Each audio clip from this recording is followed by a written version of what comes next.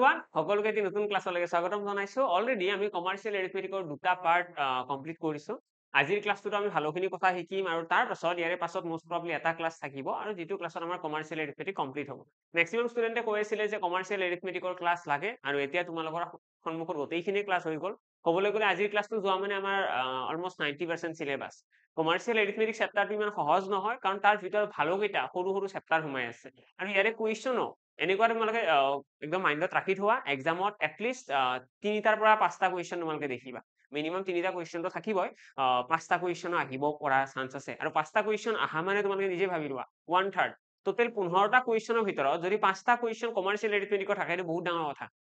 ঠিক আছে মিনিমাম তো 3টা আহিবই সেইটো কনফাৰ্ম থাকা কাৰণ ইয়াতে বহুত কেইটা চেপ্টাৰ আছে আৰু তাৰ পৰা 3টা কুৱেশ্যন আহাটো সৰু কথা একদমই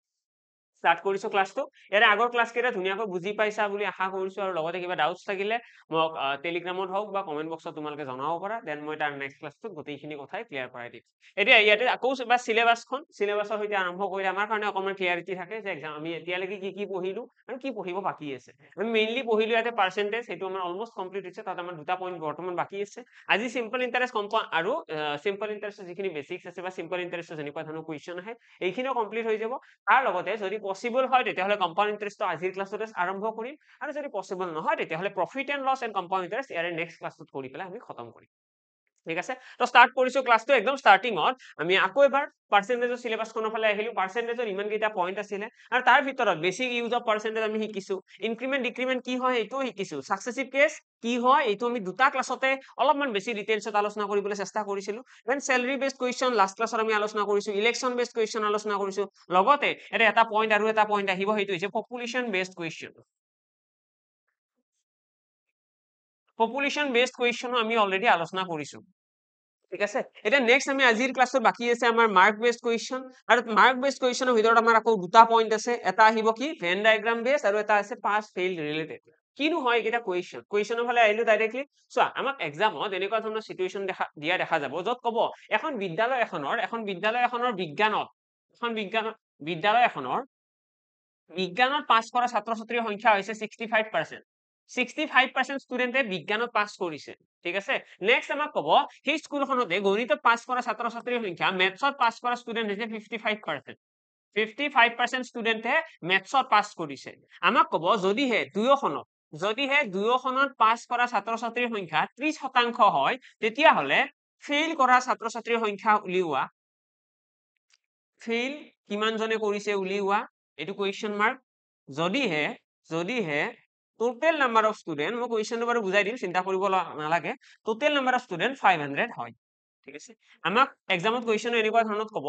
এখন বিদ্যালয় এখন আছে এখন স্কুল এখনৰ কথা ক'ব আৰু সেই স্কুলখনৰ আমাক এইটা কাহিনী দিয়া থাকিব এই গোটেইকেইটা মই এটা এটা লাইনত লিখিছো এটা পইণ্টত লিখিছো এক্সামত আমাক ধুনীয়াকৈ এটা শুৱলা লাইন এটা দি দিব ঠিক আছে ধুনীয়াকৈ আমাক কৈ দিব কথাখিনি আমাক ক'ব যে গণিতত পাছ কৰা ছাত্ৰ ছাত্ৰীৰ সংখ্যা হৈছে 55% বিজ্ঞানত পাছ কৰে কিমানে 65% আৰু দুয়োখনত পাছ কৰে বোথ মানে দুয়োখনত বিজ্ঞান আৰু গণিত দুয়োখনতে পাছ কৰা ছাত্ৰ ছাত্ৰীৰ সংখ্যা কিমান তাৰ আছে 30% আমাক ক'ব ফেইল কৰা ষ্টুডেন্টৰ সংখ্যা উলিওৱা যদিহে টোটেল নাম্বাৰ অফ ষ্টুডেন্ট 500 হয় এইটো হৈছে আমাৰ মাৰ্ক বেসড কুৱেশ্যনৰ যেটো প্ৰথম টাইপ আছিলে এইটো আছে ন ভেন ডায়াগ্ৰাম বেসড কুৱেশ্যন এই ভেন ডায়াগ্ৰাম বেসড কুৱেশ্যন হৈছে আমাৰ এইটো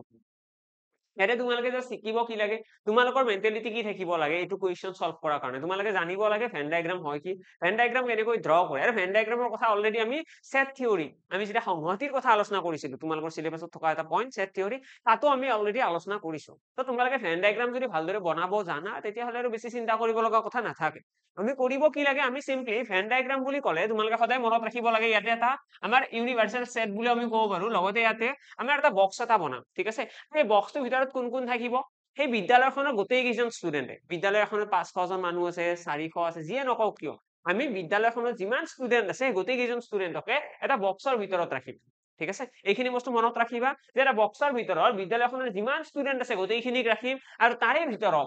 ভিতৰত আমি কম যে বিজ্ঞানত পাছ কৰা মানুহখিনি হ'ব এইটো সাৰ্কেলৰ ভিতৰত থাকিব এইটো হৈছে সায়েন্সত পাছ কৰা মানুহ আৰু লগতে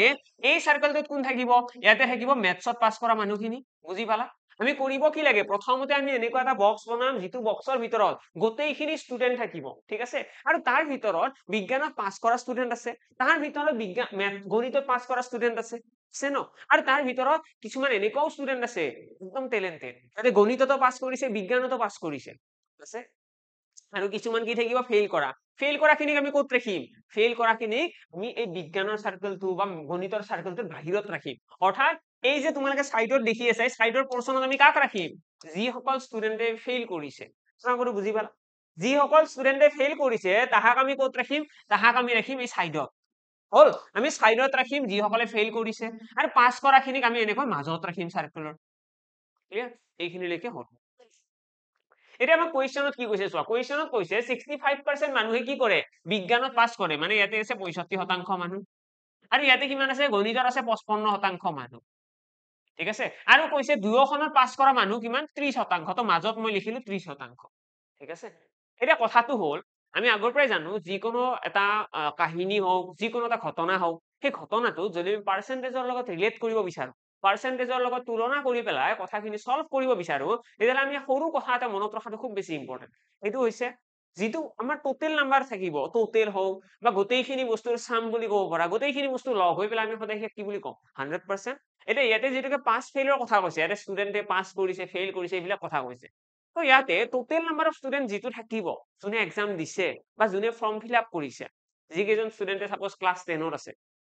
বা ক্লাছ 9ত যিমান কেইজন ষ্টুডেণ্ট আছে সেই গোটেই কেইজন ষ্টুডেণ্টক আমি পাৰ্চেন্টেজত কি বুলি কওঁ পাৰ্চেন্টেজত সদায় 100% মনত ৰাখিবা ইয়াতে যিটো মই বক্স বনাইছো এই যোনটো ৰেক্টেংগল আছে এই ৰেক্টেংগলটোৰ ভিতৰত সদায় 100% থাকিব লাগিব ইয়াৰে ভিতৰত কেতিয়াও 100%তকৈ বেছি হ'ব নোৱাৰে ঠিক আছে এই ৰেক্টেংগলটোৰ ভিতৰত কোন থাকিব 100% হল এইখিনি ক্লিয়াৰিটি আহি গ'ল যে এই ৰেক্টেংগলটোৰ ভিতৰত কি থাকিব 100% থাকিব অৰ্থাৎ ইয়াতে আমি যদি এই ভিতৰৰ পাৰ্চেন্টেজ বিলাক যদি যোগ কৰো সি কেতিয়াও 100%তকৈ বেছি হ'ব নোৱাৰে কেতিয়াও 100%তকৈ কম হ'ব নোৱাৰে টোটেল কিমান হ'ব লাগিব সদায় 100% এতিয়া কথাটো হ'ল আমাক কৈছে যে বিজ্ঞানত পাছ কৰিছে 65% মানুহে গণিতত পাছ কৰিছে 55% মানুহে আৰু এইকেইটা যদি যোগ কৰো যে বিজ্ঞানত পাছ কৰা আৰু গণিতত পাছ কৰা খিনি যোগ কৰি দিও কিমান হ'ব 6 + 5 = 11 120 হৈ গ'ল চোন 120% হৈ গ'ল চোন ইয়াতে গণিত আৰু বিজ্ঞানত পাছ কৰা ষ্টুডেন্টৰ সংখ্যাখিনি যদি যোগ কৰো পাৰ্চেন্টেজত কিমান পাম 120 এটা পসিবল জানো নহয় তো আমি কি কৰিম তাৰ কাৰণে আমি কিছুমান এনেকুৱা ধৰণৰ মেথড ইউজ কৰিব লাগিব যাতে আমাৰ কাৰেক্ট এনসাৰটো ওলাই আহে ঠিক আছে আমাৰ যাতে কাৰেক্ট এনসাৰটো ওলাই তাৰ কাৰণে আমি কি কৰিম এটা এটা মেথড ইউজ কৰিম এটা মেথডটো কেনেকৈ কাম কৰে সেইটো চাইবা এইটো বুজিবলৈ চেষ্টা কৰা ফাৰ্ষ্ট মেথডটো কেনেকৈ কাম কৰিব ওকে এটা পেজ এটা লৈ লৈছো নেক্সট পেজত আমি অলপমান কথা আলোচনা কৰি লওঁ যদি মই তোমালোকক কওঁ এটা এনেকুৱা সাৰ্কেল এটা আছে ঠিক আছে এই সাৰ্কেলটোৰ টোটেল এই সাৰ্কেলটোৰ ভিতৰত সাপোজ মই কৈ দিলো ইয়াতে 150 জন মানুহ আছে ঠিক আছে এনেকুৱা গোল এটা ৰাউন্ড পথাৰ এখন আছে ঠিক আছে ৰাউন্ড এখন খেল পথাৰ এখন ফিল্ড এখন আছে আৰু ফিল্ডখনত টোটেল কিমান মানুহ আছে 150 জন মানুহ আছে ঠিক আছে ওই 150 জন মানুহৰ ভিতৰত 100 জন মানুহ 100 100 জন মানুহে ইয়াতে বহি আছে ঠিক আছে 100 জন মানুহে এইখিনি জায়গাতে বহি আছে আৰু ফিল্ডখন বহুত ডাঙৰ হয় এনেকুৱা নহয় যে ফিল্ডখনত আমাৰ মানুহ নুজুৰে বহুত ডাঙৰ ফিল্ড ঠিক আছে তাত 150 জন মানুহ ইচ্ছা কৰিলে এটা কোণাতে বহি থাকিব পাৰে কিন্তু ষ্টিল কি কৰিছে মানুহবিলাকে আছে আৰু হিচাৰিত হৈ আছে তাৰ ভিতৰত মই কৈ দিলো এই জায়গাটো এই যোনখিনি জায়গা আছে এইখিনি চকী বাঢ়া আছে আৰু চকীত ইয়াতে 100 জন মানুহ বহি আছে যদি ইয়াতে 100 জন মানুহ আছে ইয়াতে কিমান থাকিব কোৱাচোন এই বাকি পোৰশন কিমান থাকিব টোটেল এই সাৰ্কেলটোত বা এই ফিল্ডখনত 150 জন মানুহ আছে আৰু এই সৰু এৰিয়াটোত যদি 100 জন মানুহ আছে তেতিয়াহ'লে বাকি এৰিয়াটোত কিমান থাকিব অবভিয়াসলি 50 হয়নে 50 জন মানুহ থাকিব আমি গম পাই গলো যে ইয়াতে যদি 100 আছে ইয়াতে 50 থাকিব টোটেল এই সাৰ্কেলটোত কেতিয়াও 150তকৈ বেছি হ'ব নোৱাৰে সেইটো মই কুৱেশ্যনত কৈয়ে দিছে যে 150 আমাৰ টোটেল নাম্বাৰ অফ পাৰ্সনস হ'ব হয়নে তো এই সেম আমি কনসেপ্টটো ইয়াতেও আমি ইউজ কৰিব লাগিব আমি চোৱা এটা সায়েন্সত পাছ কৰা মানুহখিনি গোটেই সাৰ্কেলটোত নাথাকিব জানো সায়েন্সত পাছ কৰিছে কিমানে সায়েন্সত টোটেল 65% পাছ কৰিছে আৰু সেই 60%টো এই গোলটোত এই যোনটো সাৰ্কেল আছে এই সাৰ্কেলটোত কেতিয়াও 65%তকৈ বেছি হ'ব নোৱাৰে সদায় আমি কি কৰিম প্ৰথমতে যেতিয়া ভেন ডায়াগ্ৰাম ড্ৰ কৰিম বোথ মানে দুয়োখন সাবজেক্টত পাছ কৰা মানুহৰ সংখ্যাটো গতে লিখিব লাগে সেইটো কেতিয়াও পিছত লিখি লাভ নাই প্ৰথম আমাৰ কাম থাকিব দুয়োখন সাবজেক্টৰ পাছ কিমানজন মানুহে কৰিছে তো ইয়াতে যদি আমি চাও ইয়াতে যোনটো ওভাৰলেপ কৰা পোৰশন আছে এইখিনি ওভাৰলেপ কৰি আছে না দুইটাৰ তো ইয়াতে আমি কি লিখিম 30% মানে 30% মানুহে গণিততো পাছ কৰিছে বিজ্ঞানতো কৰিছে প্ৰথমতে আমি এইটো লিখিম ঠিক আছে এটা এই সেম কনসেপ্টটো যদি ইয়াৰ লগত অকনমান আমি মিলাই দিও এই কনসেপ্টটোৰ লগত ইয়াতে যদি 100 জন থাকে ইয়াতে কি ৰাখিম যাতে 150 জন হয় টোটেলটো 150 হ'ব লাগিব ঠিক তেনেকুৱা কনসেপ্টত ইয়াৰে যদি চাও যদি এই ওভাৰলেপ কৰা জায়গাটোত এই জায়গাটোত 30% মানুহ আছে তো আমি ইয়াতে আমি কি এনেকুৱা সংখ্যা ৰাখিম যাতে এই গোটেই সাৰ্কেলটোত এই গোটেই সায়েন্সৰ যেটো সাৰ্কেল আছে এই সাৰ্কেলটোত 65% হয় বুজি পালা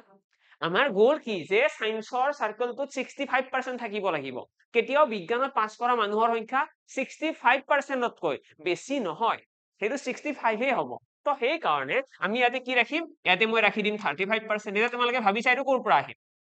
মোৰ কি গোল আছিলে মোৰ টাৰ্গেট আছিলে যে বিজ্ঞানত পাছ কৰা মানুহ টোটেল 65 থাকিব টোটেল যদি 65 বিজ্ঞানত পাছ কৰা মানুহ থাকে অৰ্থাৎ 35% 30% কিমান হ'ল 30 plus 30 60 and 5 65% হ'ল 35 plus 30 আমাৰ 65% কি হ'ল বিজ্ঞানত পাছ কৰা মানুহ ঠিক তেনেদৰে যেতিয়া মেথছৰ কথা আলোচনা কৰিম মেথছত কি কৈছে মেথছত পাছ কৰিছে 55% মানুহে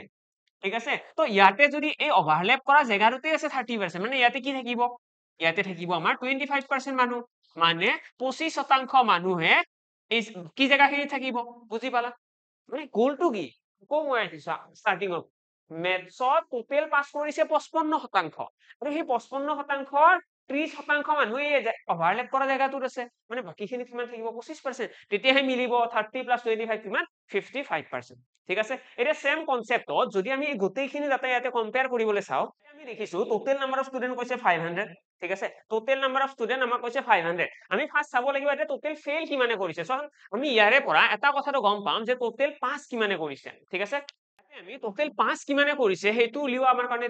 বৰ্তমানৰ কাৰণে বহুত সহজ হৈ পৰিল কিয় চোৱা দেই আমি ইয়াতে যিকেইটা সাৰ্কেল বনাইছিলো এই সাৰ্কেলত আমি কি ৰাখিছিলো অকল পাস কৰা মানুহখিনি পাস কিমানে কৰিছে এটা পাস কৰা মানুহ আছে এইটো সাৰ্কেলত আছে কিমান চোৱা ইয়াতে আছে 35% এই মাজৰ জায়গাখিনিত আছে 30% কিমান হ'ল 65% আৰু তাৰ লগত 25% এটা যোগ কৰা 65 ৰ লগত 25 যোগ কৰিলে কিমান হ'ব 90% হ'ব আমি টোটেল গম পাই গলো ইয়াতে 35 plus 30 plus 25 এই গোটেইখিনি যোগ কৰি পাই গলো 90 মানে 90% মানুহে কি কৰিছে এই সাৰ্কেল দুটাৰ ভিতৰত আছে আৰু এই সাৰ্কেল দুটাৰ ভিতৰত আছে ইয়াৰে অৰ্থ কি সাৰ্কেল দুটাৰ ভিতৰত আছে ইয়াৰে অৰ্থটো হৈছে স্টুডেন্ট কেজনে পাস কৰিছে ঠিক আছে ইয়াতে থাকিব কোনে যোনে পাস কৰিছে ফেইল কৰাখিনি ক'ত থাকিব এই সাৰ্কেলৰ বাহিৰত থাকিব যদি 90% মানুহে পাস কৰিছে বাকিখিনি কি কৰিব ফেইল কৰিব টোটেল কিমান থাকে সদায় সদায় যিকোনো এটা কাহিনী হওক যিকোনো এখন স্কুলৰ কথা কওক আমি যেতিয়া পাৰ্সেন্টেজৰ কথা আলোচনা কৰো সি সদায় টোটেল সদায় 100% হ'ব আৰু টোটেল যদি 100% হয় তাৰ পৰা আমি যদি 90% এটা গুচাই দিও কিমান থাকিল 10% অৰ্থাৎ 10% মানুহে কি কৰিছে ফেইল কৰিছে বুজি পালা 10% মানুহে কি কৰিছে ফেইল কৰিছে এই 10% মানুহটোৱে হৈছে আমাৰ ফেইল কৰা মানুহ এক্সামত তোমালোকৰ ফাৰ্স্ট প্ৰায়োৰিটি থাকিব লাগে যে আমাৰ ভেন ডায়াগ্ৰামৰ থ্ৰুৰে আমি গোটেইখিনি পাৰ্সেন্টেজ উলিয়াব জানিব লাগে এতিয়া যদি মই ইয়াতে তোমালোকক কুৱেশ্যন কৰো যে ইয়াতে তোমালোকে মোক কোৱা অনলি মেথছত ফেইল কৰা মানুহ কিমান অনলি মেথছত ফেইল কৰিছে বেলেগত ফেইল কৰা নাই অনলি মেথছত ফেইল কৰা মানুহ কিমান তো এই ক্ষেত্ৰত আমি এনসাৰটো কি দিম 35% মানুহ আছে যিয়ে কি কৰিছে চোৱা এই 35% এই 35% মানুহটোৱে অকল বিজ্ঞানত পাস কৰিছে কিন্তু মেথছত পাস কৰিছে জানো নাই কৰা ঠিক আছে অকল বিজ্ঞানত পাস কৰিছে মেথছত পাস কৰা নাই মানে অকল মেথছত ফেইল কৰা মানুহ হৈছে 35% যদি আমাক কয় যে দুয়োখনত ফেইল কৰা মানুহ কিমান মেথছ আৰু সায়েন্স দুয়োখনত ফেইল কৰিছে তো সেইটো হ'ব 10% যদি আমাক কয় যে অকল বিজ্ঞানত ফেইল কৰা অকল বিজ্ঞানত ফেইল কৰিছে চোৱা এইখন হৈছে এইটো হৈছে বিজ্ঞানৰ সার্কেল ন ইয়াতে যিমানখিনি ষ্টুডেন্ট আছে গোটেইখিনি ষ্টুডেন্ট কি হ'ব বিজ্ঞানত পাস কৰা ঠিক আছে ইয়াতে যিমান সাৰ্কেলটোৰ মানুহ থাকিব গোটেইখিনি বিজ্ঞানত পাস কৰা বাকিখিনি কি বাকিখিনি বিজ্ঞানত ফেইল কৰা হয় নে নাই তো বিজ্ঞানত পাস কৰিছে এইখিনি আৰু ফেইল কৰিছে কিমানে 25% মানুহে 25% মানুহে অকল বিজ্ঞানত ফেইল কৰিছে যদি আমাক কুৱেশ্যন কৰে যে অনলি মেথছত পাস কৰা অকল মেথছত পাস কৰা মানুহ কিমান অকল গণিতত পাস কৰিছে বেলেগত পাস কৰা নাই অকল গণিতত পাস কৰা হ'ব 25% হ'ব ন এই জায়গাটো তোমালোকে চালে গম পাবা যে এইটো হৈছে মেথছৰ আৰু তাৰে ভিতৰত এইখিনি অনলি মেথছ এই যিখিনি 25% মানুহ আছে ইহঁতে অকল গণিতত পাস কৰিছে গণিত ইহঁতে কি কৰিছে অকল বিজ্ঞানৰ আৰু মাজৰ খিনি কি কৰিছে বিজ্ঞান আৰু গণিত দুয়োখনত পাস কৰিছে বুজি পালা আৰু ইহঁতে যে ফেইল কৰিছে 10% এইখিনি কিহত ফেইল কৰিছে ইহঁতে বিজ্ঞান আৰু গণিত গোটেইকেইটাতে ফেইল কৰিছে এনেকুৱা কোনো কথা নাই যে ইহঁতে অকল বিজ্ঞানত ফেইল কৰিছে বা মেথছত ফেইল কৰিছে ইহঁতে দুয়োখনতে ফেইল কৰিছে এই 10% ছাত্ৰই এই বস্তুখিনি যেতিয়া তোমালোকে ভেন ডায়াগ্ৰাম চাই পেলাই উলিয়াব জনা হৈ যাবা, তাৰ পাছত তোমালোকৰ কুৱেশ্যন সলভ কৰাত চিন্তা নাই। কাৰণ কুৱেশ্যনত কিবা নহয় কিবা এটাৰ একজেক্ট ভেলু দিয়া থাকিব। একজেক্ট ভেলুৰ মিনিং কি? ইয়াতে তোমালোকে যদি চোৱা এই কুৱেশ্যনটোৰ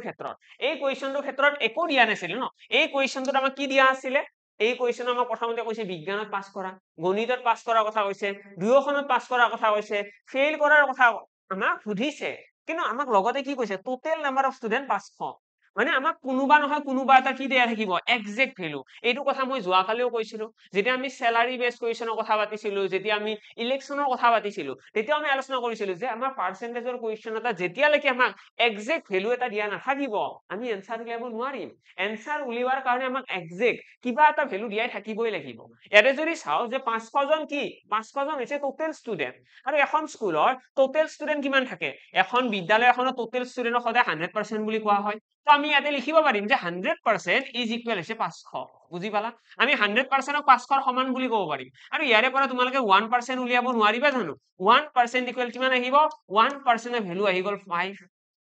মানে এটা পাৰ্চেন্ট মানে 5 জন মানুহ। আমাক এতিয়া কৈছে যে ফেইল কিমানে কৰিছে? তো ফেইল কিমানে কৰিব? ফেইল কৰিছে 10% ছাত্ৰই ফেইল কৰিছে। আৰু সেই 10%ৰ আমি কি উলিয়াব লাগে? ভেলু উলিয়াব লাগে। তো 10% মানে কিমান হ'ব? ইয়াতে এটা 10 পূৰণ কৰি দিয়া, ইয়াতেও এটা 10 পূৰণ কৰি দিয়া। তো ফাইনেলি আমি গম পাই গলো যে 10% ইকুৱেল কিমান হৈ যাব? 50।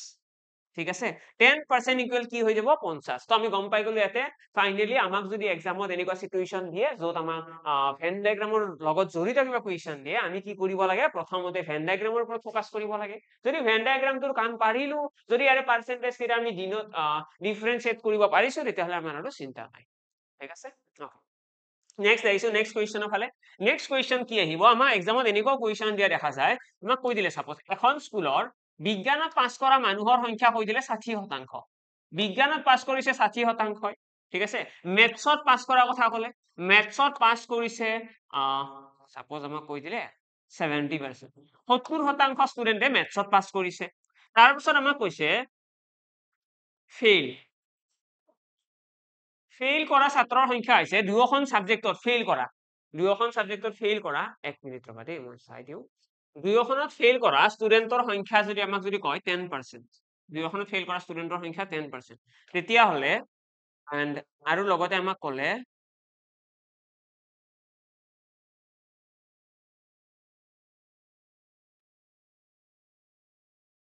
দুয়োখনত পাছ কৰা মানুহৰ সংখ্যা আমাক কৈ দিলে সাপোজ 200। দুয়োখনত পাছ কৰিছে 200 ষ্টুডেণ্টে। তেতিয়াহ'লে টোটেল নাম্বাৰ অফ ষ্টুডেণ্ট উলিয়াব লাগে। Total number of students.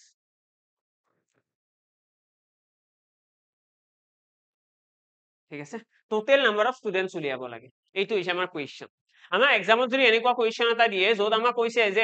এখন বিদ্যালয়ৰ বিজ্ঞানত পাছ কৰা মানুহ আছে 60%, গণিতত পাছ কৰা মানুহ আছে 70%, যদি দুয়োখনত ফেইল কৰা, যে বিজ্ঞান আৰু গণিত দুয়োখনত ফেইল কৰা মানুহ যদি 10% হয়, তেতিয়াহ'লে দুয়োখনত পাছ কৰা মানুহ,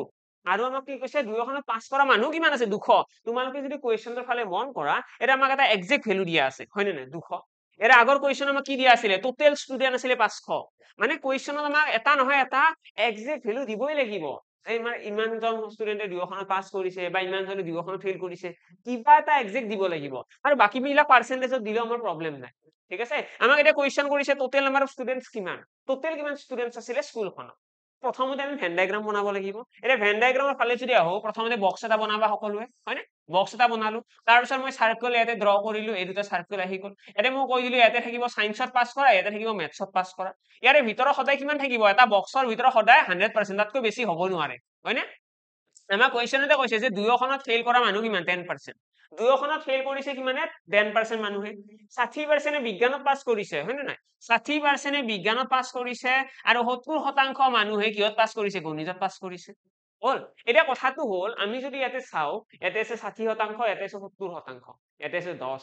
এই বক্সটোৰ ভিতৰত টোটেল কিমান হ'ল নো? যোগ কৰি চোৱাচোন। 140। আমি যদি এই গোটেইখিনি যোগ কৰো, 60 + 10 + 70, আমি দেখিম 140%।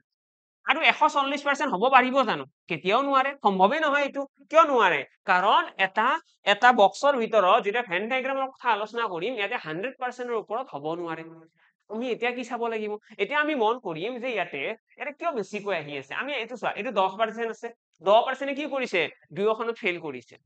যদি 10% দুয়োখনত ফেইল কৰিছে প্লাস কিমানে কৰিলে ফাৰ্স্ট এইটো কোৱা মোক যদি 10% দুয়োখনত ফেইল কৰিছে তেতিয়াহ'লে 5 কিমান জনে কৰিলে 5 কৰিছে 90% ক্লিয়াৰ 10% যদি ফেইল কৰিছে মানে কিমান জনে পাস কৰিছে তো এইখিনি চাগে সকলোৱে বুজি পাইছা যে 90% মানুহে পাস কৰিছে ঠিক আছে 90% মানুহে কি কৰিছে পাস কৰিছে কিন্তু আমি যেতিয়া বিজ্ঞানত পাস কৰা মানুহ আৰু গণিতত পাস কৰা মানুহ যোগ কৰিছো কিমান আহিছে আনসাৰ 70 যোগ 60 কিমান আহিছে এইটো 70 যোগ 60 কৰি চোৱাচোন 70 যোগ 60 তোমালোকৰ আহিব 130% আহিছে ন সকলোৰে আমি যেতিয়া চালো যে বিজ্ঞান আৰু গণিতত পাস কৰা মানুহ আহিব লাগিছিল 90 আহিব লাগিছিল ন কাৰণ টোটেল মানুহ সদায় 100% তাৰ পৰা 10% ফেইল কৰিছে মানে বিজ্ঞান আৰু গণিতত টোটেল পাস কৰিব লাগিছিল 90% কিন্তু পাস কিমানে কৰি আছে 130 এটা 130 তো হ'ব নোৱাৰে হ'ব লাগিছিল 90 হে কিমান বেছিকৈ লিখিছো চাচোন ইয়াতে কিমান পাৰ্থক্য আহিছে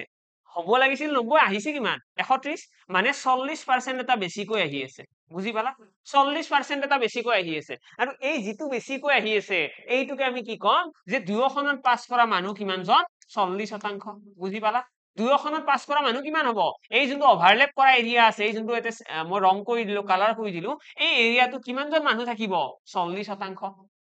আমি এটা গম পাই গলো যে বিজ্ঞান আৰু গণিত দুয়োখনত পাস কৰা মানুহ কিমান 40% আৰু যদি দুয়োখনত পাস কৰা মানুহৰ সংখ্যাটো যদি আমি গম পাই যাও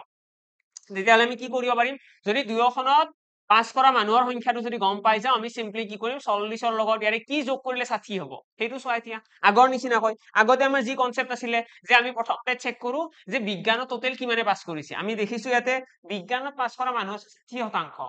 তাৰে ভিতৰত 40% আছে এইখিনিতে মানে ইয়াতে কিমান হ'ব 20% 40 যোগ 20 কিমান 60% ঠিক তেনেদৰে গণিতত কিমানে পাস কৰিছে 70% তো 40ৰ লগত ইয়াতে কি ৰাখিলে 70 হ'ব ইয়াতে মই 30 ৰাখি দিম 40 plus 30 কিমান হ'ব 70% এতিয়া তোমালোকে যদি ইয়াতে যোগ কৰি চোৱা কি দেখিবা চোৱা 40 plus 20 60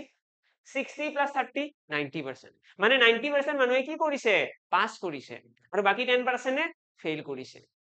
হল আমি পাৰ্সেন্টেজ উলিয়াব পাৰিলো গোটেইকেইটা পাৰ্সেন্টেজ ওলাই গ'ল তো এবাৰ যেতিয়া গোটেইকেইটা পাৰ্সেন্টেজ ওলাই যাব তাৰ পাছত আমি কি চাম ইয়াৰে কোনটোৰ ভ্যালু দিয়া আছে আমাক কৈছে দুয়োখনত পাস কৰা মানুহ কিমান 200 আৰু ইয়াৰে কোনটো পাৰ্সেন্টেজে দুয়োখনত পাস কৰাটো বুজাইছে ইয়াৰে কোনটো পাৰ্সেন্টেজে 10% 20% 40 30 100 ইয়াৰে কোনটো পাৰ্সেন্টেজে দুয়োখনত পাস কৰাটো বুজাইছে সকলোৱে গম পাইছা চাগে 40% এই 40% কি বুজাইছে যে দুয়োখনত পাস কৰিছে তো আমি ইয়াতে কি লিখিম 40% is equal আমি লিখিম 200 আৰু ইয়াৰে পৰা তোমালোকে যদি ক্যালকুলেট কৰা 4 ৰে কাটিলে কিমান বাৰ যাব 5 বাৰ যাব অৰ্থাৎ 1% ইকুৱেল কিমান আহি গ'ল 5 মানে 1%ৰ মূল্য কিমান 5 যদি 1% মানে 5 হয় আমাক উলিয়াব কি দিছে টোটেল নাম্বাৰ অফ ষ্টুডেন্ট তো এখন বিদ্যালয়ত যিটো টোটেল নাম্বাৰ অফ ষ্টুডেন্ট থাকে তাক কি বুলি কোৱা হয় সদায় 100% এইটো কি হয় 100% টোটেল নাম্বাৰ অফ ষ্টুডেন্ট আৰু তাৰে ভিতৰত এইকেইটা পাস কৰিছে এইকেইটা ফেইল কৰিছে এনেকুৱা আৰু হয়নে যদি আমি মই ইয়াতে কুৱেশ্যন কৰিলো হেতেন যে টোটেল ষ্টুডেন্ট আমাক সোধা নাই আমাক সাপোজ কুৱেশ্যনত কৈ দিলে যে অকল গণিতত পাস কৰা মানুহকেইটা বাছি উলিওৱা অনলি মেথছতহে পাস কৰিছে বেলেগত পাস কৰা নাই অনলি মেথছত পাস কৰা বুলি ক'লে কি বুজি পাবা অকল গণিতত পাস কৰা বুলি ক'লে এই 30%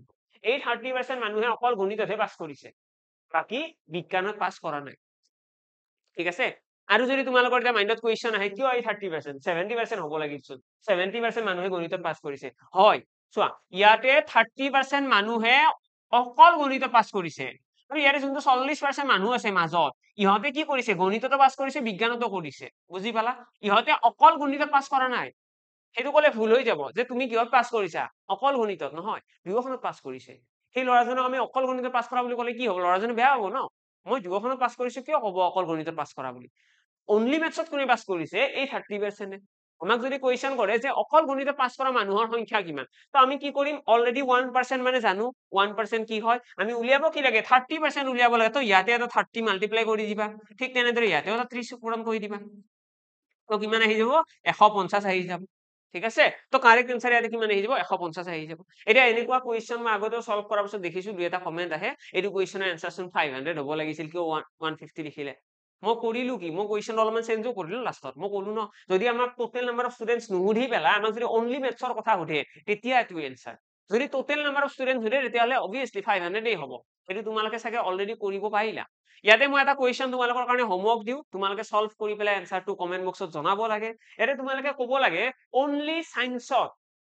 সায়েন্সত ফেইল কৰা মানুহৰ সংখ্যা কিমান অনলি সায়েন্সত ফেইল ঠিক আছে failed in only science failed in only science only scienceত ফেইল কৰা মানুহৰ সংখ্যা কিমান নাম্বাৰ অফ ষ্টুডেন্ট ঠিক আছে মিনিটটো কাউন্ট কৰিবা কিমান মিনিটত আছে দেন কমেন্ট কৰি জনাবা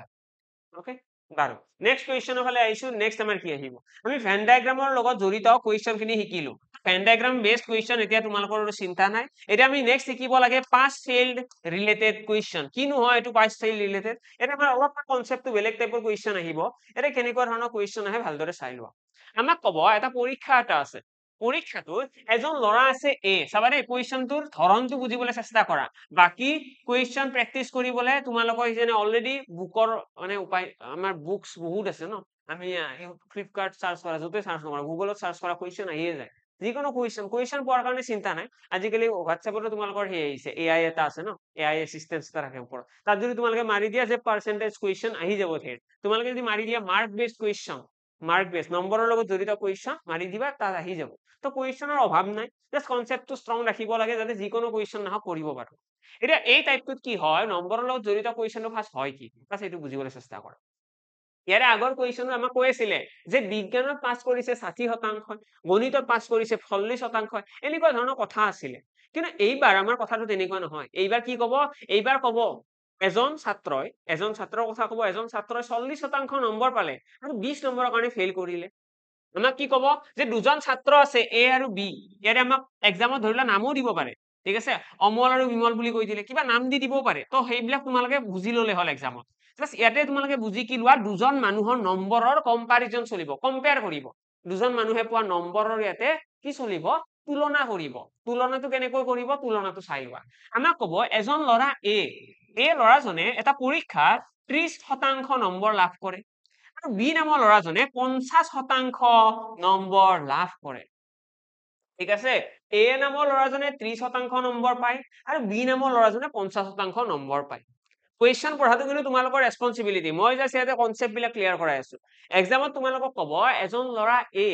30% নম্বৰ পায় আন এজন ল'ৰা বি এ 50% নম্বৰ পায় ঠিক আছে 30% নম্বৰ পোৱা ল'ৰাজনে এই 30% যোনে নম্বৰ পাইছে ন সেই ল'ৰাজনে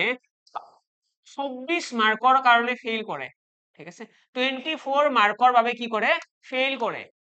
আৰু যদি 24 মাৰ্ক পালে হয় এই ল'ৰাজনে ধুনীয়াকৈ পাস কৰিলে হয় এই নামৰ ল'ৰাজনে কি কৰিলে হয় পাস কৰিলে হয় ঠিক আছে 24 মাৰ্কৰ কাৰণে ফেইল কৰিছে আৰু বি নামৰ ল'ৰাজন ইমান লাকি বি নামৰ ল'ৰাজনে মাত্ৰ 6 মাৰ্কৰ কাৰণে পাস কৰিছে ঠিক আছে 6 মাৰ্ক 6 মাৰ্কৰ বাবে পাস কৰিছে এতিয়া কথাটো হল আমাক ইয়াতে ক'ব যে পাসিং মাৰ্ক উলিওৱা আমাক ক'ব পাসিং মাৰ্ক উলিওৱা আমাক কি কি কোৱেশ্চন দিব পাৰে মই কোৱেশ্চন কেইটা ইয়াতে লিখি দিছো যে পাসিং মাৰ্ক কিমান সেইটো উলিওৱা পাসিং মাৰ্ক উলিওৱা তাৰ পিছত আমাক ক'ব টোটেল মাৰ্কস কিমান আছিল এক্সামটোৰ টোটেল মাৰ্কস কিমান আছিল এইটো উলিওৱা তাৰ পিছত আমাক ক'ব যে এ অৰ বি এ বা বি কিমান মাৰ্ক পাইছে এ বা বি মাৰ্ক এ বা বি এ কিমান মাৰ্ক পাইছে সেইটো উলিওৱা ইহঁতে কিমান নম্বৰ পাইছে সেইটো উলিওৱা ইয়াতে যদি তোমালোকে কোৱেশ্চনটোৰ ফালে চোৱা মই আকৌ এবাৰ কোৱেশ্চনটো কৈ দিছো আমাক ক'ব এটা পৰীক্ষা এটা ঠিক আছে এটা পৰীক্ষা এটা এ আৰু বি এ পোৱা নম্বৰ ক্ৰমে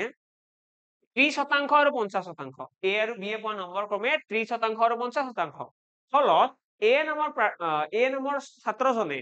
24 মাৰ্কৰ কাৰণে ফেইল কৰে এ নামৰ ছাত্ৰজনে 24 নম্বৰৰ কাৰণে ফেইল কৰে বি নামৰ ছাত্ৰজনে 6 নম্বৰৰ কাৰণে পাস কৰে ঠিক আছে বি নামৰ ছাত্ৰজনে কি কৰিব 6 নম্বৰৰ কাৰণে পাস কৰিব এতিয়া কথাটো হল আমাক কৈছে এটাই কি হ'ব 24 মাৰ্কৰ কাৰণে ফেইল কৰিছে এটা 6 মাৰ্কৰ কাৰণে পাস কৰিছে আমাক এটা কোৱেশ্চন কৰিব যে পাসিং মাৰ্ক কিমান সেই পৰীক্ষাটোৰ পাসিং মাৰ্ক কিমান উলিওৱা আমাক ক'ব টোটেল মাৰ্কস কিমান এক্সামটোৰ উলিওৱা আমাক ক'ব এ আৰু বি এ কিমান নম্বৰ পাইছিল উলিওৱা কাৰণ ইয়াতে আমাক নম্বৰ কোৱা নাই ন পাৰ্সেন্টেজ দিয়া আছে 24 মাৰ্কৰ কাৰণে ফেইল কৰা বুলিহে কৈছে 6 মাৰ্কৰ কাৰণে পাস কৰা বুলিহে কৈছে আমাকতো মাৰ্ক কৈ দিয়া নাই তো আমি মাৰ্ক কেইটা ইয়াতে উলিয়াব লাগে ওকে ইয়াতে আমি কৰিব কি লাগে আমি প্ৰথমতে এইটো কোৱেশ্চনটো চাগে বুজি পালা সকলোৱে ধুনীয়াকৈ এতিয়া আমি কৰিম কি আমি ইয়াতে এটা নম্বৰ ধৰি ল'ব লাগে আমি এটা নম্বৰ এটা ধৰি লম যেটো আমি পাসিং মাৰ্ক বুলি ধৰিম ঠিক আছে তোমালোকে এটা পাসিং মাৰ্ক এটা ধৰি ললে হ'ল ঠিক আছে পাসিং মাৰ্ক ধৰি লও মই তোমালোকক কৈ দিও বেছিকে তোমালোকে ধৰি ল'ব পাৰা 200 টো বহুত ধুনীয়া মাৰ্ক হয় এইটো ধৰি ললে তোমালোকৰ ভুল হোৱাৰ চান্স কমি যাব তো পাসিং মার্ক কিমান হৈ গল পাসিং মার্ক আমি কৈ দিলো 200 যদি 200 এটা পাসিং মার্ক হয় তেতিয়াহলে এ নামৰ ক্যান্ডিডেট যদি কিমান মাৰ্ক পাইছে কোৱাচোন এ কিমান নম্বৰ পাব আৰু বি এ কিমান পাব কোৱা যদি পাসিং মাৰ্ক যদি 200 হয় এনে কি কৈছে 24 নম্বৰৰ কাৰণে ফেইল কৰিছে তো 200ৰ পৰা 24 কমকৈ পাইছে নে নাই যদি 200 নম্বৰ পাসিং মাৰ্ক হয় পাসিং মাৰ্কটো সদায় তোমালোকে অলপমান ডাঙৰ সংখ্যা ধৰিবা 500 ধৰিলে ক'ব লগা নাই 1000 ধৰিব পাৰা ক'ব লগা নাই কিন্তু 100 ধৰিলে কি হয় কিছুমান কুৱেশ্যন তোমালোকৰ নিগেটিভ এনসাৰ আহিব পাৰে তো তোমালোকে 100 নধৰিবা ঠিক আছে 200 ৰ পৰা মিনিমাম 200 ধৰিবা তাতকৈ ডাঙৰ যি ধৰিব ইচ্ছা আছে ধৰিব পাৰা মানে মই কি ক'ব বিচাৰিছো যে পাসিং মাৰ্কটো আমি ধৰি ললো সেইটো ধৰি লোৱাতনো কি যায় যিকোনো এটা নম্বৰ ধৰি ললে হ'ল পাসিং মাৰ্কতকৈ কিমান কমকৈ পাইছে 24 নম্বৰ কমকৈ পাইছে মানে কিমান নম্বৰ পালে কোৱাচোন যদি 200তকৈ 24 নম্বৰ কমকৈ পাইছে মানে কিমান নম্বৰ পালে 176 ঠিক আছে 176 মাৰ্ক কোনে পাইছে 176 মাৰ্ক পাইছে এ নামৰ ক্যান্ডিডেট জনে 176 নম্বৰ পাইছে আৰু বি এ কিমান পাইছে বি এ 6 মাৰ্কৰ বাবে পাস কৰিছে মানে বি এ কি হয় পাসিং মাৰ্কতকৈ বেছিকৈ পাইছে 206 ঠিক আছে বি এ পাইছে 6 নম্বৰ বেছিকৈ হল এইখিনিলৈকে আশা কৰো সকলোৱে পাৰি আছা যে আমি কি কৰিছো পাসিং মাৰ্কটো ধৰি লৈছো পাসিং মাৰ্কটো ধৰি লোৱাৰ পিছত আমাক কৈছে 24 মাৰ্কৰ কাৰণে ফেইল কৰিছে মানে পাসিং মাৰ্কতকৈ 24 কমকৈ পাইছে আৰু 6 মাৰ্কৰ কাৰণে পাস কৰিছে মানে 200তকৈ 6 এটা বেছিকৈ পাইছে ঠিক আছে 206 আৰু ইয়াতে যদি আমি ডিফাৰেন্স চাও ডিফাৰেন্স কিমান হ'ব 176 পাইছে এ নামৰ ক্যান্ডিডেট জনে বি এ পাইছে 206 মানে ইয়াৰে পাৰ্থক্য কিমান আহিব পাৰ্থক্য আহিব 30 আহিবনে পাৰ্থক্যটো এইটো হৈছে ডিফাৰেন্স মানে এ আৰু বি এ পোৱা নম্বৰৰ পাৰ্থক্য হৈছে কিমান 30 এইখিনিতো পাৰিবা সকলোৱে চাগে এইখিনিলৈকে সকলোৰে ডাউট ক্লিয়াৰ নে কোৱাচোন এইখিনিলৈকে পাৰিবা নে নাই নিশ্চয় পাৰিবা এতিয়া এইখিনিলৈকে পাৰিলো মানে আমাৰ এনসাৰ আহি গল আমি সদায় এই যোনটো সেকেন্ড টাইপ অফ কুৱেশ্যন আছে যিটো মই মাৰ্ক ৰিলেটেড কুৱেশ্যন বুলি কৈছিলো ইয়াতে আমি এই ডিফাৰেন্সটোহে উলিয়াব লাগে আমি যদি চাও পাৰ্চেন্টেজত এ আৰু বিৰ মাজত ডিফাৰেন্স কিমান পাৰ্চেন্টেজত যে এ পাইছে 30% মাৰ্ক বি এ কিমান পাইছে 50% ডিফাৰেন্স কিমান আছে 20% মানে 20%ৰ ইহঁতৰ মাজত পাৰ্থক্য আছে এ আৰু বি এ পোৱা নম্বৰৰ পাৰ্থক্য কিমান 20% কিন্তু ইয়াতে যদি চাও ইয়াতে কি দেখিলো 30 নম্বৰ মানে এই 30 নম্বৰটো কাৰ সমান 20%ৰ সমান আহি যাব আমাৰ 30 নম্বৰ বুজি পালা 20%ৰ সমান কি আহি যাব আমাৰ 30 নম্বৰ হল আমি এক্সামত প্ৰথমতে এ পোৱা নম্বৰ আৰু বি এ পোৱা নম্বৰৰ পাৰ্থক্যটো চাম পাৰ্থক্য কিমান 20% তোমালোকে লাগিলে কাষত ষ্টাৰ মাৰ্ক কৰি তোমালোকে ব্ৰেকেটত লিখি থৈ দিয়া যে এইটো ধৰণৰ কুৱেশ্যনত এ আৰু বি অৰ্থাৎ দুজন ছাত্ৰৰ কথা ক'ব না সেই দুজন ছাত্ৰয়ে পোৱা নম্বৰৰ পাৰ্থক্যটো উলিয়াব লাগে নম্বৰৰ পাৰ্থক্যটো ওলালো মানে এনসাৰ আমাৰ ওলাই গল যদি পাৰ্থক্য উলিয়াব পৰা নাই মানে এনসাৰ আমাৰ উলিয়াব নোৱাৰো ঠিক আছে আমি জাস্ট নম্বৰৰ পাৰ্থক্যটো উলিয়াব লাগে ইয়াতে আমি এ আৰু বি পাৰ্থক্য কিমান দেখিছো 20% আৰু এই 20% টো কাৰ সমান 30ৰ সমান এই 30 টো কৰ পৰা পালো তো এই মেথডটো একেলগে শিকি ৰাখা আমি 30 টো পোৱাৰ কাৰণে কি কৰিছো ইয়াতে আমি ইয়াতে 176 কৰ পৰা পালো আমি এটা পাসিং মাৰ্ক এটা ধৰি ল'ব লাগে এইটো কি এইটো ধৰি লোৱা বস্তু এইটো কিন্তু শুদ্ধ নহয় দেই এইটো ধৰি ল'ব পাৰা তোমালোকে যদি ইয়াতে 300 ধৰি লোৱা তোমালোকে ইয়াতে যদি 500 ধৰি লোৱা তেতিয়াও তোমালোকৰ ডিফাৰেন্সটো কি আহিব 30 আহিব ঠিক আছে ইয়াতে তোমালোকে 500 ধৰিব পাৰা এইটো কিন্তু এক্সাক্ট এনসাৰ নহয় এইটো জাস্ট ধৰি লোৱা বস্তু তোমালোকে 500 ধৰিব পাৰা 1000 ধৰিব পাৰা যিয়ে নধৰা কিয় তোমালোকৰ যিটো এ আৰু বি এ পোৱা নম্বৰৰ পাৰ্থক্য থাকিব এইটো সেম আহিব এইটো 30 আহিব তো আমি ইয়াতে লিখিলো 20% সমান 30 আমাক উলিয়াব কি দিছে পাসিং মাৰ্ক এক্সামটোৰ পাসিং মাৰ্ক উলিয়াব দিছে পাসিং মাৰ্ক উলিওৱাৰ আগত আমি প্ৰথমে টোটেল মাৰ্কসটো উলাই লওঁ টোটেল মাৰ্কস মানে কিমান টোটেল মাৰ্কস মানে হৈছে 100% ঠিক আছে আমি 100% উলিয়াবলৈ কি কৰিম ইয়াতে এটা 5 পূৰণ কৰিম ইয়াতে এটা 5 পূৰণ আৰু ইয়াতেও এটা 5 পূৰণ ঠিক আছে তো 5 3 গুণ কিমান হ'ব 15 মানে 150 হৈ গল কি আমাৰ টোটেল মাৰ্কস 150 কি আমাৰ টোটেল মাৰ্কস আৰু আমাক ইয়াতে কি কৈছে যে পাসিং মাৰ্ক উলিওৱা এ আৰু বি এ কিমান পাইছে উলিওৱা তো তাৰ কাৰণে তোমালোকে যদি ইয়াতেও চোৱা 50% মাৰ্ক কোনে পাইছে নো 50% মাৰ্ক কোনে পাইছে বি এ পাইছে মানে 150 যদি টোটেল মাৰ্কস হয় তাৰে আধা নম্বৰ নহয় জানো 150ৰ 50% 150ৰ আধা কিমান 150ৰ আধা হৈছে 75 তো 75 মাৰ্কস কোনে পাইছে বি এ পাইছে আৰু পাই পেলাই কি হৈছে বি এ যে আধা নম্বৰ পালে পাই পেলাই কি হৈছে 6 নম্বৰৰ কাৰণে পাস কৰিছে মানে এই যোনটো 75 মাৰ্ক আছে এইটো কি হয় এইটো পাসিং মাৰ্কত কৈ 6 এটা বেছি হয় না তো পাসিং মাৰ্ক আমি কিমান ক'ব পাৰিম 69 যদি 69 পাসিং মাৰ্ক হয় তেতিয়ালে বিএ কিমান পাইছে 75 পাইছে 69 প্লাস 6 হয় না 69 ৰ লগত 6 যোগ কৰিলে 75 হ'ব মানে আলটিমেটলি পাসিং মাৰ্কো আমি গম পাই যাম আমি যদি ইয়াতে চাও যে 150 ৰ 30% ওলাব লাগে 150 ৰ 30% কিমান হ'ব 150 পূৰণ 3/10 ঠিক আছে 0 0 কাট হৈ গ'ল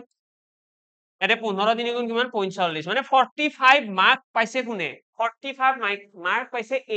এ নামৰ ক্যান্ডিডেট জনে মাৰ্ক পাইছে 45 বি নামৰ ক্যান্ডিডেট জনে পাইছে 75 ঠিক আছে এতিয়া এ যে 45 মাৰ্কস পালে পাস কৰিছে জানো নাই কৰা পাস কৰিবলৈ হলে কি লাগিব 24 মাৰ্ক বেছিকৈ লাগিব তো 45 ৰ লগত তোমালোকে 24 এটা যোগ কৰি দিয়া তোমালোকে পাসিং মাৰ্কটো পাই যাবা তো 5 4 9 4 2 6 69 তো পাসিং মাৰ্কটো তোমালোকৰ বেলেগ নলাই তোমালোকে যদি এইটো ইউজ কৰা যে বিএ কিমান পাইছে বিএ পাইছে 75 75 টো হয় কি এই যোনটো বিএ নম্বৰ পাইছে এই নম্বৰটো কি হয় পাসিং মাৰ্কত কৈ 6 মাৰ্ক বেছি পাসিং মাৰ্কত কৈ 6 মাৰ্ক বেছি তো তোমালোকে বিএ পোৱা নম্বৰৰ পৰা 6 মাৰ্ক এটা বিয়োগ কৰি দিয়া ইয়াৰে পৰা যদি -6 কৰি দিও তোমালোকৰ পাসিং মাৰ্কটো ওলাই নাহিব জানো নিশ্চয় ওলাব আৰু লগতে তোমালোকে কি কৰিব পাৰা এ পোৱা নম্বৰৰ লগত 24 নম্বৰ এটা যোগ কৰি দিয়া তেতিয়াও তোমালোকে কি পাই যাবা পাসিং মাৰ্কটো পাই যাবা ঠিক আছে পাসিং মাৰ্কটো তোমালোকৰ তেতিয়াও আহি যাব ইয়াতে পাসিং মাৰ্ক তো পাসিং মাৰ্কটো উলিওৱাটো আমাৰ কাৰণে ইজি হৈ পৰিল আমি এ আৰু বি কিমান নম্বৰ পাইছে হেইটো গম পাই গলো 45 আৰু 75 টোটাল মাৰ্কস কিমান আছে আমি হেইটো গম পাই গলো এইটো কোৱেশ্চন সলভ কৰাৰ কাৰণে মেইনলি তোমালোকে দুটা বস্তু ফোকাস ৰাখিব লাগে প্ৰথমতে হ'ল যে এ আৰু বি এ পোৱা নম্বৰৰ পাৰ্থক্য কিমান পাৰ্চেন্টেজত কিমান পাৰ্থক্য লগতে তোমালোকে ইয়াতে ধৰি লব পাৰা যে পাসিং মাৰ্ক কিমান পাসিং মাৰ্ক কিবা এটা ধৰি ললা লৈ পেলাই এ কিমান পাইছে এ ইমান কম পাইছে তো কম পোৱাটো লিখিলা বি এ বেছিকৈ পাইছে বেছি পোৱাটো লিখিলা ঠিক আছে তো সেইটো লিখি লৈ পেলাই আমি ইহঁতৰ নম্বৰৰ ডিফাৰেন্সটো চাই লম আৰু সেই ডিফাৰেন্সটা কি হ'ব সদায় সমান হ'ব মানে ইয়াৰে ডিফাৰেন্সটো আৰু ইয়াতে যোনটো ডিফাৰেন্স পাম ইয়াতে 30 পাইছিলো তো 30 ইজ ইকুৱেল 20% এতিয়া ইয়াতে তোমালোকে মুখস্থ কৰিব পাৰা মেক্সিমাম মুখস্থ কৰিবলৈ হয় যে যদি ইয়াতে 5 আৰু ফেইল থাকে তেতিয়াহলে নম্বৰৰ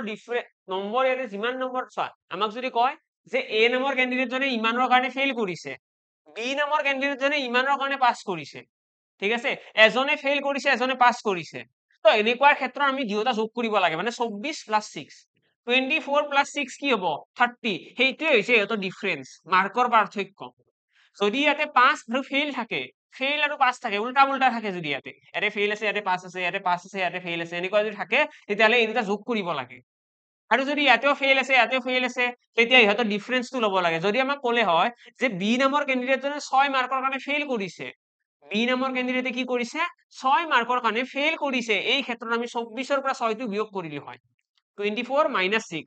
18 আমাৰ ডিফাৰেন্স হ'ল 18 যদি আমাক ক'লে হয় যে এ নামৰ ক্যান্ডিডেট জনে 24 মাৰ্কৰ কাৰণে পাস কৰিছে বি এ 6 মাৰ্কৰ কাৰণে পাস কৰিছে মানে দুইটা পাস দুয়োটা ক্ষেত্ৰতে পাস কৰিছে তো সেই ক্ষেত্ৰতো আমি ডিফাৰেন্সটো লম মানে ইয়াতে যদি পাস থাকে ইয়াতেও পাস থাকে তেতিয়া পাৰ্থক্য ল'ব লাগে যদি ইয়াতে ফেইল আছে ইয়াতেও ফেইল আছে তেতিয়াও আমি 24 - 6 যদি ইয়াতে ফেইল ইয়াতে পাস থাকে তেতিয়া আমি যোগ কৰিব লাগে আৰু সেই যোগ কৰি পেলাই যিটো মাৰ্ক পাম ইয়াতে যেনেকৈ আমি 30 পালো সেই 30 টো পাৰ্চেন্টেজত যিটো পাৰ্থক্য আছে তাৰ সমান হৈ পৰে তো এনেকৈ কিছুমানে মনত ৰাখিবলৈ কয় ঠিক আছে এনেকৈ তোমালোকে মুখস্থ ৰাখিব পাৰা আৰু যদি তোমালোকে মুখস্থ ৰাখিব নিবিচৰা যে মুখস্থ ৰাখিব ইচ্ছা নাই আমাক যে সহজ এটা প্ৰচেছ কওঁ লাগিলে অলপ টাইমে যাওক তো তেতিয়াহ'লে তোমালোকৰ এইটো অপচন হাতত আছে তোমালোকে পাসিং মাৰ্কটো ধৰি ল'লে হ'ল ধৰি লৈ পেলাই ইয়াতে ওলাই ল'বা যি কৈ কুৱেশ্যন কোৱা মতে তোমালোকে এ পোৱা নম্বৰ ওলাই দিবা বি পোৱা নম্বৰ ওলাই দিবা দেন ইয়াতে ডিফাৰেন্সটো চাই ল'বা ডিফাৰেন্স কিমান আহিছে হ'ল তো এই দুইটা মেথডতে তোমালোকে কৰিব পাৰিবা এইটো তোমালোকৰ ওপৰত হ'ব কোনটো মেথডত তোমালোকে বিচৰা মই অলৰেডি কুৱেশ্যনটো পুৰা ইলাবৰেট কৰি পেলাই কি সুধিব পাৰে কেনেকুৱা ধৰণৰ সিচুৱেশ্যন ক্ৰিয়েট হ'ব পাৰে গোটেইখিনি কৈ দিলো ইয়াতকৈ বাহিৰত আৰু কুৱেশ্যন নোলায় পাৰ্চেন্টেজৰ এইখিনি সাফিচিয়েন্ট আশা কৰো সকলোৰে ভালেই লাগে তো পাৰ্চেন্টেজটো আমি ইয়াতে খতম কৰিলো নেক্সট আমাৰ কি আহিব সিম্পল ইন্টাৰেষ্ট ডাইৰেক্টলি ষ্টাৰ্ট কৰিছো সিম্পল ইন্টাৰেষ্ট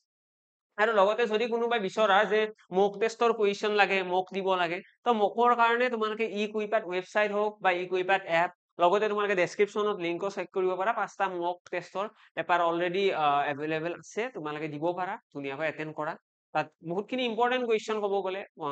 এপ্ৰক্সিমেটলি 80টা মান কুৱেশ্যন আছে মেথছৰ ক্ষেত্ৰত মেথছৰ 80টা কুৱেশ্যন আছে এই 80টা কুৱেশ্যন যেতিয়া তোমালোকে পাই যাবা তোমালোকৰ কাৰণে অবভিয়াছলি বহুত বেছি বেনিফিচিয়েল হ'ব তাত অকল ইম্পৰ্টেন্ট কুৱেশ্যনখিনি টাচ কৰা গৈছে যদি তাৰ গোটেইখিনি কুৱেশ্যন ধুনীয়াকৈ বুজি পেলাই কৰিব পাৰিছা তেতিয়াহ'লে অবভিয়াছলি এক্সামত বেছি চিন্তা কৰিব লগা বিষয় নাথাকে আৰু ইয়াতে যদি আমি চাওঁ সিম্পল ইন্টাৰেস্টৰ কথা, সিম্পল ইন্টাৰেস্টত কি আছে, বেসিক ফৰ্মুলা আছে আমাৰ, সিম্পল ইন্টাৰেস্ট সেমৰ কনসেপ্ট এটা আছে, ডিফাৰেন্ট ইন্টাৰেস্টৰ কনসেপ্ট এটা আছে, এন্ড টাইম এন্ড ৰেট কনস্টেন্টৰ কনসেপ্ট এটা আছে। স্টাৰ্ট কৰিছো, যদি একদম স্টাৰ্টিং আমি সিম্পল ইন্টাৰেস্টৰ কথা আলোচনা কৰো, বেসিক কি হয়, সিম্পল ইন্টাৰেস্টৰ সকলোৱে চাগে জানা, সিম্পল ইন্টাৰেস্ট বুলি কোৱাৰ লগে লগে আমাৰ ফৰ্মুলা এটা আহিব, SI ইকুৱেল কি আহিব, SI ইকুৱেল PRT ডিভাইডেড বাই 100, এই ফৰ্মুলাটো আমাৰ আহিব, ঠিক আছে। এই ফৰ্মুলাটোৰ SI মানে কি, SI মানে হৈছে সৰল সুদ, P মানে কি, P মানে হৈছে প্ৰিন্সিপাল, প্ৰিন্সিপাল মানে কি, প্ৰিন্সিপাল মানে হৈছে মূলধন ন, প্ৰিন্সিপাল, দেন R মানে হৈছে rate of interest, rate of interest, rate of interest, তাৰপিছত কি আহিব, T মানে হৈছে টাইম। তো এইকেইটা হৈছে আমাৰ কিওয়াৰ্ড, এই টাৰ্ম কেইটা আমি জানিব লাগে, ৰেট অফ ইন্টাৰেস্ট কি হয়, প্ৰিন্সিপাল কি হয়, টাইম কি হয়, ওকে। আমাক এক্সামত এনেকুৱা ধৰণৰ কুৱেশ্যন দিয়া দেখা যায়, প্ৰথম কুৱেশ্যনৰ ফালে আহিলো, কেনেকুৱা কেনেকুৱা ধৰণৰ কুৱেশ্যন আহে, ডাইৰেক্টলি কুৱেশ্যনৰ ফালে আহিছো, আমাক কব এজন মানুহে 5,000 টকা ধাৰত আনিছে, এজন মানুহে 5,000 টকা ধাৰত আনিছে, 3 বছৰৰ পাছত বছৰি 5% সুতৰ হাৰত, 5% ৰেট অফ ইন্টাৰেস্ট পাৰ এনাম, প্ৰতি বছৰে বছৰি 5% সুতৰ হাৰত 3 বছৰৰ পিছত সৰল সুদ গণনা কৰা, এইটো হৈছে প্ৰথম কুৱেশ্যন। এক্সামত আহিবলগীয়া একদম প্ৰথম কুৱেশ্যনটো বা একদম বেসিক লেভেলৰ কুৱেশ্যনটো হৈছে এইটো,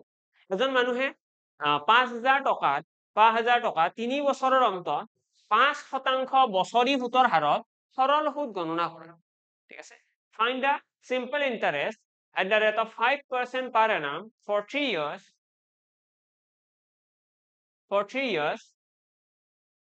after 3 years for rupees 5,000, ঠিক আছে, after 3 years for rupees 5,000, 5,000 টকাৰ আমাৰ 3 বছৰৰ পিছত 5% per annum rate of interest simple interest কি আহিব। তো এই কুৱেশ্যনটো সলভ কৰাৰ কাৰণে আমি কি কৰিম, সিম্পলি SI ইকুৱেল কি আছিলে, ফৰ্মুলা আছিলে PRT, P মানে কিমান, প্ৰিন্সিপাল মানে মূলধন, কিমান টকা ধাৰত আনিছে, 5,000 টকা ধাৰত আনিছে, R মানে কি, R মানে হৈছে ৰেট অফ ইন্টাৰেস্ট মানে 5% সুতৰ হাৰ, T মানে কি, T মানে হৈছে টাইম 3, আৰু ডিভাইডেড বাই কি আহিব, 100 আহিব। তো এই 100ৰ পৰা 0 0 কাট হৈ গল, এইখিনি ক্যালকুলেট কৰি লিখিম, 5 3 15, 15 5 গুণ 75, 75 মানে 750 টকা। তো আমাৰ 750 টকা কি আহি গল, 750 টকা হৈছে সৰল সুদ। যদি আমাক কুৱেশ্যন কৰে যে এমাউন্ট কিমান হ'ব, ঠিক আছে, ইয়াতে এটা নতুন শব্দ এটা আহিব, এমাউন্ট, এমাউন্ট মানে হৈছে অসমীয়াত ক'বলৈ গ'লে এইটো সমৃদ্ধি মূল বুলি কয়, সমৃদ্ধি মূলৰ একজেক্ট মিনিংটো হৈছে প্ৰিন্সিপাল প্লাস SI, সুদ আৰু মূল লগ হৈ পেলাই যিটো টকা বনিব তাক আমি কি বুলি কওঁ, তাক আমি কওঁ সমৃদ্ধি মূল বুলি। ইয়াৰে যদি তোমালোকে চোৱা 5,000 টকাত আছিলে আমাৰ মূলধন, আৰু সুদ কিমান আছিলে, সুদ আছিলে 750, মানে কিমান হ'ল 5,750 টকা। তো এই 5,750 টকাটোক আমি কি বুলি কম, এমাউন্ট বুলি কম, ঠিক আছে, 5,750 টকাটোক আমি কি বুলি কম, এমাউন্ট বুলি কম বা সমৃদ্ধি মূল বুলি কম। এক্সামত তোমালোকে মনত ৰাখিব লাগে, সিম্পল ইন্টাৰেস্টৰ কুৱেশ্যন যি ধৰণৰ আহিব পাৰে, মই সেই গোটেইকেইটা টাচ কৰিম। এটা কুৱেশ্যন হয়তো আমি 2 3 আলোচনা নকৰো, এক্সামলৈকে বেছি টাইম নাই, আমি এটা কুৱেশ্যনৰ ওপৰত বেছি টাইম ইনভেষ্ট কৰাৰো কোনো যুক্তি নাহে, আমি জাস্ট বুজি পাব লাগে। আমি অলৰেডি গম পালো যে ইয়াৰে ফৰ্মুলাটো বহুত ধুনীয়া ইউজ আছে, ফৰ্মুলাটো ধুনীয়াকৈ ইউজ কৰিব আমি জানো, আমি সলভ কৰিব পাৰিলো। লগতে আমাক যদি এমাউন্ট থাকো, সেইটো হৈছে সমৃদ্ধি মূল, যত আমাৰ সুদ আৰু মূল লগ হৈ আহিব, অৰ্থাৎ 5,000 টকা আছিলে মূলধন আৰু সুদ আছিলে 750 টকা, দুইটা যোগ কৰি দিলে কিমান আহি যাব, 5,750 টকা, আৰু সেইটোকে আমি কি বুলি কম, সমৃদ্ধি মূল। মানে 3 বছৰ পিছত মানুহজনে কিমান টকা ঘূৰাব লাগিব, মানুহজনে ঘূৰাব লাগিব 5,750 টকা, 750 টকা এটা বেছিকৈ দিব লাগিব এজ এ ইন্টারেস্ট, সুদ, ঠিক আছে। এইটো হল আমাৰ সৰল সুদৰ কুৱেশ্যন। ইয়াৰে কিছুমান কুৱেশ্যনত তোমালোকক সৰল সুদটো দিয়া থাকিব, ঠিক আছে, সৰল সুদ গিভেন থাকিব, এইটো দিয়া থাকিব, তোমালোকক ৰেট অফ ইন্টাৰেস্টটো উলিয়াব দিব, ঠিক আছে। তো সেম মেথডতে তোমালোকে কৰিবা, যদি সৰল সুদ দিয়া থাকে এই জেগাটোত সৰল সুদ লিখি দিবা, ঠিক আছে, ৰেট অফ ইন্টাৰেস্টৰ জেগাত R লিখি থৈ দিলে হ'ল। যদি কিছুমান কুৱেশ্যনত টাইম উলিয়াব দিয়ে, তো তোমালোকে তাত সৰল সুদ লিখিবা, প্ৰিন্সিপাল লিখিবা, ৰেট লিখিবা, টাইমৰ জেগাত T লিখি থৈ দিবা, কাম খতম, T টো ওলাই আহিব তেতিয়া। এক্সামত আমাৰ হয়তো কিছুমান কুৱেশ্যনত তোমালোকক প্ৰিন্সিপাল উলিয়াব দিব, কিছুমান কুৱেশ্যনত তোমালোকক সিম্পল ইন্টাৰেস্ট উলিয়াব দিব, যেনেকৈ ইয়াতে সিম্পল ইন্টাৰেস্ট উলিয়াব দিছিলে, কিছুমান কুৱেশ্যনত তোমালোকক ৰেট অফ ইন্টাৰেস্ট উলিয়াব দিব, ঠিক আছে, কিছুমান কুৱেশ্যনত তোমালোকক টাইম উলিয়াব দিব, আলটিমেটলি এই চাৰিটা বস্তুৱে তোমালোকক উলিয়াব দিব। আৰু কিছুমান কুৱেশ্যনত এমাউন্টও উলিয়াব দিব, যেনেকৈ মই ইয়াতে দেখাই দিলো, এইটো এমাউন্ট উলিওৱা টেকনিক। এমাউন্ট মানে কি, প্ৰিন্সিপাল প্লাস SI। তো আমাক এক্সামত কি উলিয়াব দিয়ে আমি এতিয়া ক'ব নোৱাৰো, আমাক এই 5টা বস্তু উলিয়াব দিব পাৰে, কাৰণ 5টা বস্তু কেনেকৈ উলিয়াম মেথডটো জানিব লাগে। তো মেথডটো হ'ল এই ফৰ্মুলাটো, এই ফৰ্মুলাটোত টোটেল আমাৰ কিমানটা বস্তু আছে, 1 2 3 4 4টা বস্তু আছে, চাৰিটা ভেৰিয়েবল আছে, ভেৰিয়েবল মানে কি চেঞ্জ হৈ থাকে, যিকেইটাৰ ভেলু প্ৰতিটো ক্ষেত্ৰতে বেলেগ বেলেগ অহাৰ সম্ভাৱনা থাকে। তো এই ভেৰিয়েবল চাৰিটাৰ যদিহে মিনিমাম তিনিটাৰ ভেলু দিয়া থাকে তেতিয়াহ'লে আমাৰ ফৰ্থ টাৰ্ম যিটো থাকিব 4 নম্বৰ যিটো বস্তু থাকিব সেইটো উলিওৱাটো আমাৰ কাৰণে একদমেই টান কথা নহয়, আমি ইনষ্টেন্টলি উলিয়াব পাৰিম। আশা কৰো বুজি পালা,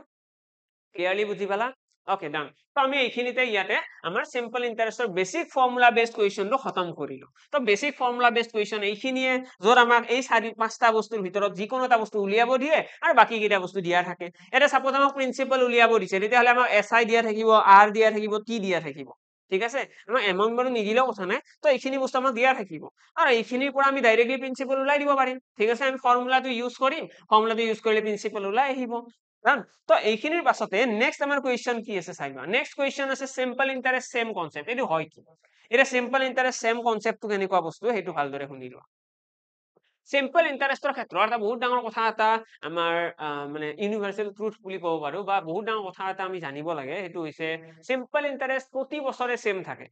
মই যদি কওঁ যে এজন মানুহে টকা ধাৰত আনিছে, ঠিক আছে 10,000 টকা ধাৰত আনিছে, প্ৰথম বছৰৰ পিছত মানুহজনে 2,000 টকা সুদ দিছে। ঠিক আছে, মই সাপোজ কাৰোবাৰ পৰা 10,000 টকা এটা ধাৰত আনিছো আৰু এক বছৰ পিছত মই 2,000 টকা এটা সুদ দিছো, সুদ দিব লগা হৈছে। তো সেই সুদটো যদি সৰল সুদ হয় তেতিয়াহ'লে মোক যদি কোনোবাই কয় তাৰ নেক্সট ইয়াৰ কি দিব লাগিব, মই তেতিয়াহ'লে এনসাৰ কি দিম, নেক্সট ইয়াৰো 2,000 দিব লাগিব। সৰল সুদ কি হয়, কেতিয়াও চেঞ্জ নহয়। মানে প্ৰথম বছৰৰ পিছত যদি মই 2,000 সুদ দিব লগা হৈছে, 50 বছৰ পিছতো মই 2,000 সুদ দিম, তাতকৈ বেছি নিদিওঁ। 4 বছৰ পিছতো 2,000 দিম, 5 বছৰ পিছতো 2,000 দিম। মানে 2,000 এভৰি ইয়াৰ থাকিব, কিন্তু এইটো কেতিয়াও চেঞ্জ নহয়। কিন্তু কম্পাউণ্ড ইন্টাৰেষ্ট কি হয়, চক্ৰবৃদ্ধি সুদ তেনেকুৱা নহয়। চক্ৰবৃদ্ধি সুদটো কেনেকুৱা, সাপোজ মই এইটো বছৰত দিছো 2,000 সুদ, নেক্সট ইয়াৰত কি দিম, মই নেক্সট ইয়াৰত মই 2,000 অকণমান বেছি দিব লাগিব। চক্ৰবৃদ্ধি সুদটো তেনেকুৱা অলপকৈ বাঢ়ি গৈ থাকে, কিন্তু সিম্পল ইন্টাৰেষ্ট তেনেকুৱা নহয়। তো সেইটো হৈছে আমাৰ ডিফাৰেন্স সিম্পল ইন্টাৰেষ্ট আৰু কম্পাউণ্ড ইন্টাৰেষ্টৰ মাজত মেইন ডিফাৰেন্সটো সেইটোৱে হয়। আৰু যদি সিম্পল ইন্টাৰেষ্টৰ কথা আৰু অলপ আলোচনা কৰো যে সিম্পল ইন্টাৰেষ্ট 100 বছৰ পিছত বাঢ়িব জানো, নাবাঢ়ে, সিম্পল ইন্টাৰেষ্ট সেম থাকিব। আজি যদি তোমালোকে ডিল হৈছে কাৰোবাৰ পৰা তুমি যদি টকা ধাৰত আনিছা, য'ত তোমালোকে কৈছে যে সিম্পল ইন্টাৰেষ্ট সৰল সুদত টকাখিনি ধাৰত দিছো মই, সৰল সুদত যদি ধাৰত আনিছা তেতিয়াহ'লে তোমালোকে 100 বছৰ নহয় 200 বছৰ পিছতো সুদটো চেঞ্জ নহয়। 500 টকা যদি মাহে দিব লাগে বা বছৰে যদি 500 টকা দিব লাগে, তোমালোকে সেই বছৰে 500 দি থাকিলে হ'ল। ঠিক আছে, বছৰে 500 দি থাকিলে হ'ল, তেতিয়াও চিন্তা নাই আৰু। ঠিক আছে, আৰম্ভ কৰিছো কুৱেশ্যনৰ সৈতে। এটা কুৱেশ্যন কেনেকুৱা আহে এক্সামত, তোমালোকক এনেকুৱা চিটুৱেশ্যন দিব, এজন মানুহে কিবা এটা টকা ধাৰত আনিছে, এজন মানুহে কিবা এটা টকা ধাৰত আনিছে আৰু মানুহজনে 3 বছৰৰ পাছত মানুহজনে মুঠ 13,000 টকা উভতাব লগা হৈছে। ঠিক আছে, কুৱেশ্যনটো ভালদৰে শুনিবা দেই। কুৱেশ্যনটো হৈছে এজন মানুহে টকা ধাৰত আনিছে, কিবা এটা টকা আনিছে আৰু কিমান আনিছে কোৱা নাই, কুৱেশ্যনত কৈ নিদিয়ে এইবিলাক। কুৱেশ্যনত ক'ব এজন মানুহে 3 বছৰৰ পাছত 13,000 টকা আৰু 3 বছৰৰ পাছত 13,000 আৰু 7 বছৰৰ পাছত 17,000 টকা দিব লগা হয়। 3 বছৰৰ পিছত 13,000 টকা দিব লগা হয় আৰু 7 বছৰ পিছত 17,000 টকা দিব লগা হয়। আমাক এতিয়া এইখিনি দিয়া থাকিব, ইয়াৰে পৰা তোমালোকক ক'ব ৰেট অফ ইন্টাৰেষ্ট উলিওৱা, সুতৰ হাৰ উলিওৱা, তোমালোকক ক'ব প্ৰিন্সিপাল উলিওৱা, মূলধন কিমান উলিওৱা। তো এই দুটা কুৱেশ্যন কৰিব। ঠিক আছে, এই দুইটা কুৱেশ্যনে আমাক এক্সামত কৰা দেখা যাব। আমাক ক'ব যে 5 বছৰৰ পিছত মানুহজনে কিমান টকা সুদ দিব লাগিব, 5 বছৰৰ পিছত এমাউন্ট কিমান হ'ব। ঠিক আছে, এইটো কুৱেশ্যন আমাৰ এক্সামত কৰা দেখা যায়। আফটাৰ 5 ইয়াৰ্ছ মানুহজনৰ এমাউন্ট কিমান হ'ব। ঠিক আছে, আফটাৰ 5 ইয়াৰ্ছ মানুহজনৰ এমাউন্ট কিমান হ'ব। ৰেট অফ ইন্টাৰেষ্ট আছে কুৱেশ্যন মাৰ্ক, প্ৰিন্সিপাল আছে কুৱেশ্যন মাৰ্ক। ৰেট অফ ইন্টাৰেষ্টও উলিয়াব দিব পাৰে, প্ৰিন্সিপালো উলিয়াব দিব পাৰে, আৰু 5 বছৰৰ পিছত এমাউন্ট কিমান হ'ব সেইটো উলিয়াব দিব পাৰে।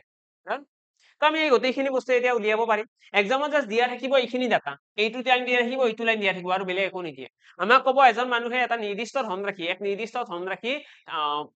সৰল সুতৰ হাৰত 3 বছৰৰ পিছত 13,000 টকা দিব লগা হয়। 3 বছৰত 13,000 টকা আৰু 7 বছৰত 17,000 টকা দিব লগা হয়। তোমালোকে মেথডটোৰ ওপৰত ফকাস কৰিবা, অবভিয়াছলি কেলকুলেশ্যন খুব ইজি দিছো মই ইয়াতে, যাতে বুজিবলৈ সুবিধা হয়। এনে যদি তোমালোকে চোৱা এনেকুৱা ধৰণৰ যেতিয়া কুৱেশ্যন দিব, আমি চাব লাগে যে 3 বছৰত যিটো টকা হৈছে 7 বছৰত সেম আছে জানো, নাই। 7 বছৰত বেছি টকা দিব লগা হৈছে। কিয় বেছি টকা দিব লগা হৈছে, এই কুৱেশ্যনটো ফাৰ্ষ্ট নিজক কৰাচোন। তোমালোকে নিজকে কুৱেশ্যন কৰা, 7 বছৰৰ পিছত কিয় বেছিকৈ দিব লগা হৈছে, কাৰণ সুদ।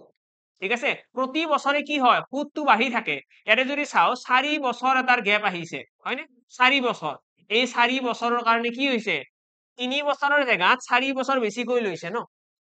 3 বছৰ ক'ত 7 বছৰ ক'ত মাজত কিমান গ্যাপ আছে 4 বছৰ এই 4 বছৰত কি হৈছে 13,000 টকাৰ পৰা 17,000 হৈছে মানে কিমান বাঢ়িছে এই 4 বছৰত কিমান বাঢ়ি গ'ল এই 4 বছৰত বাঢ়িছে 4,000 টকা ঠিকে লিখি আছো নে মই ঠিকে লিখি আছো মই ক'ব বিচাৰিছো যে মানুহজনৰ এই টকা যে বৃদ্ধি পালে কিহৰ কাৰণে বৃদ্ধি পালে জাষ্ট ভাবি চোৱাচোন এই টকাখিনি বাঢ়াৰ ৰিজন কি এই টকাখিনি বাঢ়াৰ ৰিজনটো হৈছে সুদ সুতৰ কাৰণে বাঢ়িছে 3 বছৰৰ পিছত যিটো 13,000 আছিলে আজি 7 বছৰৰ পিছত 17,000 হ'ল ঠিক আছে ইয়াৰে যোনটো ডিফাৰেন্স আছে এই ডিফাৰেন্সটো হৈছে 4 বছৰ মানে 4 বছৰত 4,000 টকা বাঢ়িছে 4 বছৰত কিমান বাঢ়িছে 4,000 টকা বাঢ়িছে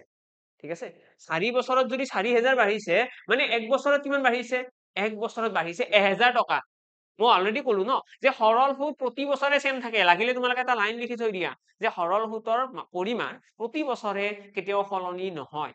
সৰল সুদ সদায়ে একেই থাকে তো অৰ্থাৎ যদি 4 বছৰত যদি 4,000 টকা সুদ আহিছে মানে 1 বছৰত কিমানকৈ আহিছে 1,000 কৈ প্ৰথম বছৰত 1,000 দ্বিতীয় বছৰত 1,000 তৃতীয় বছৰত 1,000 চতুৰ্থ বছৰত 1,000 মানে টোটেল 4,000 তো আমি ইয়াৰে পৰা গম পাই গলো যে 1 বছৰৰ সুদ কিমান 1 বছৰৰ সুদ হৈছে 1,000 টকা যদি 1 বছৰত যদি 1,000 টকা সুদ আহে তেতিয়াহ'লে 3 বছৰত কিমান টকা সুদ আহিব কোৱাচোন 3 বছৰত 3,000 টকা সুদ আহিব হয় নে না 1 বছৰত 1,000 মানে 3 বছৰত 3,000 টকা সুদ আহিব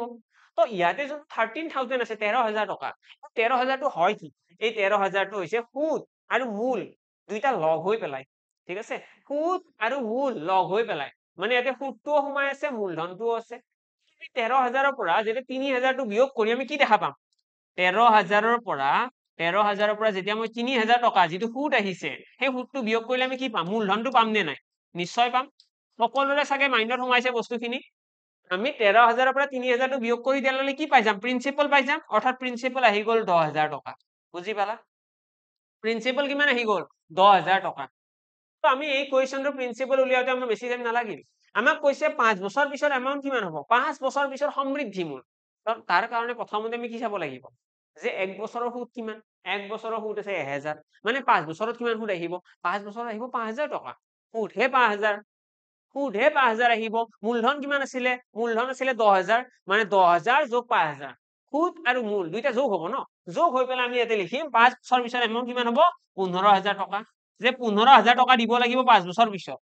আৰু আমাক ইয়াতে কৈছে ৰেট অফ ইন্টাৰেষ্ট মানে সুতৰ হাৰটো উলিওৱাচোন একেলগে সুতৰ হাৰটো উলিয়ালে ভাল লাগিব আমাক কুৱেশ্যনত সেইখিনি কথাও ইয়াতে কোৱা দেখা গৈছে তো সুতৰ হাৰটো উলিওৱাৰ কাৰণে আমি কি কৰিম এতিয়া আমাৰ নেক্সট লাইনত আমি চাম ইয়াতে কি কৈছে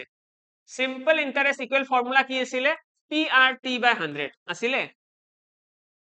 PRT/100 ইয়াতে যদি আমি সলভ কৰো SI মানে কি হ'ব SI ইয়াতে কিমান আছে সিম্পল ইন্টারেস্ট কিমান আছে সিম্পল ইন্টারেস্ট আছে আমাৰ 3 বছৰত কিমান আহিছে 3 বছৰত আহিছে 3,000 ঠিক আছে 3 বছৰত সিম্পল ইন্টাৰেস্ট আহিছে 3,000